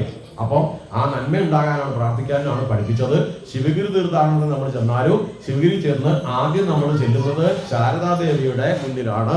ആ ശാരദാദേവി കഴിഞ്ഞ പ്രാവശ്യം പറഞ്ഞത് എനിക്ക് നല്ല ഓർമ്മയുണ്ട്. ഇരിക്കുന്നത് വെള്ളത്താമരയിലാണ്. ഓർമ്മയുണ്ടോ? വെള്ളത്താമര കുണ്ടയുഗം. അതെന്താ നമുക്ക് ഗുരുദേവൻ പഠിപ്പിച്ചു തരുന്നത്? അറിവിന്റെ കലകളുടെ ഒക്കെ ദേവിയായിട്ടുള്ള ദേവി എവിടെ ഇരിക്കുന്നു? വെള്ളത്താമരയിൽ. വെള്ളത്താമര എന്ന് പറഞ്ഞാൽ എന്താണ്? താമരയിൽ ചെളി ഉണ്ടാവുമോ? താമര വളരുന്നത് ചെളിക്കുണ്ടില്ല. താമര പൂവിൽ ചെളി ഉണ്ടാകുമോ? ഏറ്റവും പരിശുദ്ധിയാണ്. ലോകത്തിലെ ഏറ്റവും പരിശുദ്ധിയുള്ള പൂ ഏതാ? താമരപ്പൂവാണ്, അതും വെള്ള നിറം. അതിലെന്താ ദേവി ഇരിക്കുന്നത്? അങ്ങനെ ഇരുത്താൻ എന്താ കാരണം? മനസ്സിലായിക്കോളാം, നമ്മുടെ ഉള്ളിലൊരു താമരയുണ്ട്, മനസ്സാകുന്ന താമര. അതെങ്ങനെയായിരിക്കണം? ആ വെള്ളത്താമര പോലെ പരിശുദ്ധമായിരിക്കണം. അപ്പൊ പരിശുദ്ധമാകുന്ന മനസ്സാകുന്ന പുണ്ടരീകത്തിൽ അഥവാ മനസ്സാകുന്ന താമരയിലാണ് ആരുണ്ടാവുക? ദൈവം ഉണ്ടാവുക. ദൈവം എവിടെ ഇരിക്കുന്നത്? എല്ലായിടത്തും ഉണ്ട്. നമ്മുടെ ഉള്ളിലുണ്ടോ? അത് ഗുരു കാണിച്ചതെന്ന് ഓർമ്മയുണ്ടോ? അത് കാണിച്ചതെന്നും കൂടെ പറഞ്ഞാൽ ഇപ്പൊ പോവാം. ഓർമ്മയുണ്ടോ? കളവങ്കോടെന്ന് കേട്ടിട്ടുണ്ടോ? ഉല്ലലാന്ന് കേട്ടിട്ടുണ്ടോ? എന്താ ഉദ്ദേശം മനസ്സിലായോ? ഗുരുദേവൻ അവസാനം പ്രദർശിച്ചത് ഏതൊക്കെയാ? കണ്ണാടിയാണെന്ന് കേട്ടിട്ടുണ്ടോ? കേട്ടില്ലേ? കണ്ണാടി. പക്ഷെ കണ്ണാടിയല്ല കേട്ടോ, അത് വേറെ കാര്യം. കണ്ണാടിയിൽ ഓം എന്ന് എഴുതിയിട്ട് പ്രതിഷ്ഠ. അതിന്റെ പേരെന്താ? ഓങ്കാര പ്രതിഷ്ഠയാണ്. പലരും പറഞ്ഞു പോകുന്നത് കണ്ണാടി പ്രതിഷ്ഠയാണ്. പക്ഷെ കണ്ണാടി അല്ല. പിന്നെ കണ്ണാടിയിൽ എന്താ ചെയ്തത്? ഇത് കണ്ണാടിയാണെങ്കിൽ പുറത്ത് രസമല്ലേ? മുഖം നോക്കുന്ന കണ്ണാടിയില്ലേ? പുറത്ത് എന്തോ തേച്ച് പിടിപ്പിച്ചിട്ടില്ലേ? സിൽവർ എന്തോ. അത് ചുരണ്ടിയാൽ കാണാൻ പറ്റുമോ മുഖം? അപ്പൊ ഗുരു എന്ത് ചെയ്തു? അതിന്റെ പുറകിൽ ഓം എന്ന് എഴുതി. അപ്പൊ ഓം എന്നുള്ള ഭാഗം വേറെയാണ്. പിടികിട്ടിയോ നിങ്ങൾക്ക്? അപ്പൊ അതാണ് പ്രതിഷ്ഠ കേട്ടോ, അതാണ് ഓങ്കാര പ്രതിഷ്ഠ. അപ്പൊ അതിന് മുമ്പ് നമ്മൾ പോയി തൊഴുതാൽ അപ്പൊ പ്രസംഗം ഇപ്പൊ തീരും. ഇപ്പൊ ആരെ കാണുന്നത്? നമ്മളിപ്പോ കണ്ണാടി നോക്കി തൊഴുക, ആരെ കാണുന്നത്? ഞാനാണ്, എന്നെയല്ലേ കാണുന്നത്? അപ്പൊ എനിക്ക് മനസ്സിലായി, അഹം ബ്രഹ്മാസ്മി. എന്താ മനസ്സിലായത്? അഹം ഞാൻ തന്നെയാണ് ബ്രഹ്മം. ബ്രഹ്മം എന്ന് പറഞ്ഞാൽ ആരാ? ഈശ്വരൻ. ഈശ്വരന്റെ വേറൊരു പേരെന്താ? ബ്രഹ്മം അല്ലെ പരബ്രഹ്മം, പരമാത്മാവ്. കേട്ടില്ലേ? പല പേരുണ്ടോ? ഒന്നാ തന്നെ പരബ്രഹ്മം. അപ്പൊ എന്റെ ഉള്ളിൽ എന്തുണ്ട്? ഈശ്വരനുണ്ട്. അത് ആര് കാണിച്ചു തന്നു? ഗുരുദേവൻ. എങ്ങനെ കാണിച്ചു തന്നു? ഈ പ്രതിഷ്ഠയിലൂടെ നമ്മൾ പോയി തൊഴുതു നിൽക്കുമ്പോ എന്റെ ഹൃദയത്തിൽ അവിടെ ഓം കാണും. ഓം എന്തെന്നറിയാമോ? ഈ പരബ്രഹ്മത്തിന്റെ രൂപമാണ്. പരബ്രഹ്മല്ലേ? അതിന്റെ നാമരൂപം മനസ്സിലായോ? നാമരൂപം മനസ്സിലായോ? ഇപ്പൊ പുറകിൽ ഒരു ബാനർ ഉണ്ടെന്ന് വിചാരിച്ചോ? അതിൽ എന്റെ പേരെഴുതിയിട്ടുണ്ടെന്ന് വിചാരിച്ചോ? അതും വിചാരിക്കത്തില്ല. ഞാൻ പാവാ. എന്താ എഴുതിയേക്കുന്നത്? മുരളീധരൻ എന്ന് കണ്ടോ മലയാളത്തില്? ആ അക്ഷരങ്ങൾ ഏതാണ്? എന്റെ നാമത്തിന്റെ രൂപമല്ലേ? പിടികിട്ടിയോ? ആന്നൊരു ശബ്ദമല്ലേ? അതിന്റെ രൂപമല്ലേ മലയാളത്തിൽ ഇങ്ങനെ എഴുതും? നാമരൂപമല്ലേ അക്ഷരം? പിടികിട്ടിയോ? അപ്പൊ ഓം എന്ന് പറഞ്ഞ എന്താണ്? പരബ്രഹ്മത്തിന്റെ നാമരൂപമാണ്. ഈശ്വരന്റെ നാമരൂപമാണ് ഓം. അത് എവിടെ ഉണ്ട്? ഇപ്പൊ കണ്ണാടിയുടെ മുമ്പിൽ നമ്മൾ പ്രവർത്തിക്കുമ്പോൾ ഓങ്കാര പ്രതിഷ്ഠയിൽ കണ്ണാടിയുടെ മുമ്പിൽ നമ്മളെ കാണുന്നു. ഈ എഴുതിയ ഭാഗം പ്രത്യേകിച്ച് വേറെ കാണും. അപ്പൊ ഉള്ളിൽ തന്നെ ആരുണ്ട്? ഈശ്വരനുണ്ട്. ശരിയല്ലേ? അപ്പം നമ്മുടെ എല്ലാവരുടെ ഉള്ളിൽ ആരുണ്ട്? ഈശ്വരനുണ്ട്. അങ്ങനെയാണ് നമ്മൾ തന്നെയല്ലേ ക്ഷേത്രം? ഇതം ശരീരം കൗന്ദയ ക്ഷേത്രമിത്യഭിധീയതേ. കൃഷ്ണ ഭഗവാൻ അർജുനോട് പറഞ്ഞതാണ് ഈ ശരീരം തന്നെയാണോ ക്ഷേത്രം എന്ന്. ശരിയാണോ? അങ്ങനെയാണെങ്കിൽ നമ്മുടെ ശരീരം എങ്ങനെ സൂക്ഷിക്കണം? നമ്മുടെ ക്ഷേത്രം പരിശുദ്ധമായി സൂക്ഷിക്കും പോലെ നല്ലോണം സൂക്ഷിക്കണം. അപ്പൊ നമ്മളൊക്കെ നന്നാവും. അപ്പൊ ഇങ്ങനെ മനുഷ്യവർഗത്തിന് ഏറ്റവും നന്മ ഉണ്ടാവാൻ, ഐശ്വര്യം ഉണ്ടാകാൻ, സ്നേഹസമ്പന്നരായി ജീവിക്കാൻ, ദയാലുക്കളായി ജീവിക്കാൻ, നമ്മുടെ മഹാബലി ചക്രവർത്തി ജീവിച്ചതുപോലെ നല്ല കാലം ഉണ്ടാവാൻ വേണ്ടിയിട്ടാണ് ശിവഗിരി തീർത്ഥാടനവും ശബരിമല തീർത്ഥാടനവും ഒക്കെ നടക്കുന്നത്. അതിലേക്കുള്ള നമ്മുടെ ഒരു പരിശ്രമമാണ് ഇത്. അപ്പൊ അങ്ങനെയുള്ള നമ്മുടെ ആഗ്രഹങ്ങൾ സാധിച്ചത് നമ്മൾ നന്നാവാൻ ദൈവം അനുഗ്രഹിക്കട്ടെ എന്ന് പ്രാർത്ഥിച്ചുകൊണ്ട് ഇവിടെ ഇത്രയും നേരം കേട്ടിരുന്ന് കഷ്ടപ്പെട്ട നിങ്ങൾക്ക് എല്ലാവർക്കും പ്രത്യേകം എൻ്റെ വക നന്ദിയും അതുപോലെ ഭഗവാന്റെ അനുഗ്രഹം ഒക്കെ ഉണ്ടായി നിങ്ങൾ ഓരോരുത്തർക്കും ഇന്നത്തെ നിലയിൽ നിന്നും അല്പം കൂടി മെച്ചപ്പെട്ട അവസ്ഥയിലേക്ക് വീണ്ടും ഉയരാൻ ദൈവം അനുഗ്രഹിക്കട്ടെ. അതുപോലെ ഈ മക്കളെ നേരത്തെ പറഞ്ഞ ആ APJ അബ്ദുൽ കലാമിന്റെ കാര്യം പറഞ്ഞപ്പോൾ ഓർക്കുന്നുണ്ടാവുമല്ലോ. കുട്ടികൾക്ക് വേണ്ടി സ്കൂൾ കാലത്ത് കൂടുതൽ സമയം മക്കൾക്ക് പിന്നിൽ ചേർന്ന് ചെലവഴിക്കാൻ നിങ്ങൾക്ക് കഴിഞ്ഞാൽ വർഷങ്ങൾക്കുള്ളിൽ അവർ ഉയരങ്ങളിലെത്തി നമ്മളെല്ലാം രക്ഷപ്പെടും. അതൊരു പ്രധാന വിഷയമായി എടുക്കണമെന്ന് ഞാൻ പ്രത്യേകം അപേക്ഷിക്കുകയാണ്. പഠനകാര്യത്തിൽ വിട്ടുവീഴ്ചയില്ലാതെ കുട്ടികളൊപ്പം കൂടണം. അങ്ങനെയാണ് ഞാൻ നേരത്തെ പറഞ്ഞില്ലേ ഓലക്കുള്ളിൽ ജീവിച്ച കഥ മറന്നുപോയായിരുന്നു. പിന്നെ ഞാനിവിടെ ഇങ്ങനെ വന്നിരിക്കുന്നത് എന്തുകൊണ്ടാണെന്ന് അറിയോ? അതാണ് അത് ഒരു ഗുണമാകുമെന്ന് വിചാരിച്ച സെക്കൻഡ് പറയട്ടെ. എൻ്റെ വീടിനടുത്ത് വോളിബോൾ കോർട്ട് ഉണ്ടായിരുന്നു. വോളിബോൾ എന്ന് പറഞ്ഞാൽ അറിയോ? ഇവിടെ ഉണ്ടല്ലോ, നിങ്ങൾക്കറിയാം, പല സ്ഥലത്തും ഇല്ല. ഈ വോളിബോൾ കളിക്കുന്നത് അന്ന് തന്നെ എനിക്ക് ഇത്ര പൊക്കണ്ടേ. എങ്ങനെയുണ്ട്? ഇത്രേ ഉള്ളൂ. സ്കൂളിൽ എന്നെ വിളിച്ചോണ്ടിരുന്ന പേരൊന്നും ഞാൻ പറയത്തില്ല. ഏറ്റവും മുന്നിൽ 10ാം ക്ലാസ്സിൽ പഠിക്കുമ്പോൾ ഇത്രേ ഉള്ളൂ. ഇതായിരിക്കുന്നു. നീ 10ാം ക്ലാസ്സിലാണോ കുഞ്ഞോനെ? അല്ലേ? അതെന്ന് പറ്റി. അപ്പൊ എന്തിനാ പോയി നിൽക്കുന്നറിയാം സുഹൃത്തുക്കളെ? അടിച്ചിട്ട് പന്ത് പുറത്ത് വരുമ്പോൾ എടുക്കുക. ഔ എന്തൊരു കാര്യം. പക്ഷെ ഈ പന്ത് എടുത്തോണ്ട് ആൾക്കൂട്ടത്തിൽ നിന്ന് പുറകിന്ന് പുളിവടിക്ക് അടി കിട്ടും. പെട്ടേന്നടി നല്ല അടി കിട്ടും. അപ്പൊ നല്ല വേദന. ആൾക്കൂട്ടത്തിൽ നിന്ന് തല്ലിയതിന്റെ ഒരു സങ്കടം ഉണ്ടല്ലോ. അപ്പൊ ദേഷ്യം പിടിച്ച് നാട് വിട്ടാലെന്നൊക്കെ തോന്നിപ്പോ. ഭയങ്കര ദേഷ്യം. അച്ഛനാ തല്ലുന്നത്. പലവട്ടം പറഞ്ഞിട്ടുണ്ട് കളിക്കാൻ പോകും മര്യാദയ്ക്ക് പഠിച്ചോളൂ.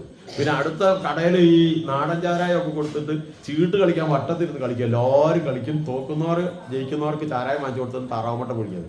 ഇങ്ങനെ നാട് മുഴുവൻ നശിച്ചു പോവാണ്. അപ്പൊ എൻ്റെ അച്ഛൻ മാത്രം, അച്ഛൻ അങ്ങനെ നാവാൻ കാരണം അച്ഛൻ്റെ ഒരു മുതലാളി എന്ന് പറയുന്ന ഒരാളുണ്ടായിരുന്നു. നല്ല വിവരം, അതാണ് വിദ്യാഭ്യാസം. അത് പാലാ പട്ടണക്കാരനാണ്. അയാള് അച്ഛനോട് എപ്പോഴും പറഞ്ഞു കൊടുക്കും, പരമേശ്വര നിനക്ക് രക്ഷപ്പെടണമെങ്കിൽ മക്കളെ നല്ലോണം പഠിപ്പിക്കണം, വേറെ വഴിയൊന്നുമില്ല, അല്ലെ നീ എന്നും ഇങ്ങനെ റബ്ബർ വെട്ടുകാരനായി നടക്കുമെന്ന് പറഞ്ഞു.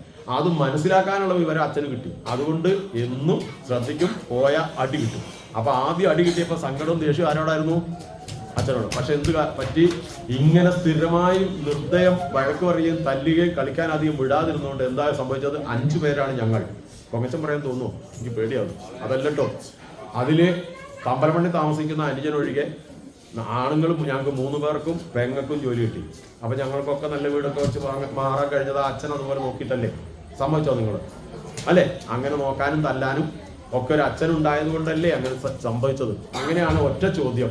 അങ്ങനെ നോക്കാതിരിക്കുന്ന അച്ഛനും അമ്മയും ആ മക്കളോട് ചെയ്യുന്ന ദ്രോഹമല്ലേ? സമ്മതിച്ചോ? സമ്മതിച്ചോ? അപ്പൊ മക്കൾക്ക് വേണ്ടി അങ്ങനെ പരിശ്രമിക്കാത്ത മാതാപിതാക്കൾ സത്യത്തിൽ അവരോട് ചെയ്തത് തെറ്റാണ്, വലിയ ചതിയാണ്. ആ ചതി ചെയ്യൂലല്ലോ? ചെയ്യോ? വാക്കാണേ. ഇതിനു മുമ്പ് ഏതെങ്കിലും വാക്ക് വലിച്ചിട്ടുണ്ടോ? ആർക്കറിയാം? നാളെ അത് മറന്നു പോരുത്, എങ്കിൽ നമ്മൾ രക്ഷപ്പെടും. ഈ അമ്പലമൊക്കെ എത്ര ഭംഗിയാക്കാം നമുക്ക് പൈസ ഉണ്ടെങ്കിൽ. നമ്മൾ പാവങ്ങളായിട്ടല്ലേ. അപ്പൊ അങ്ങനെ എന്തെങ്കിലും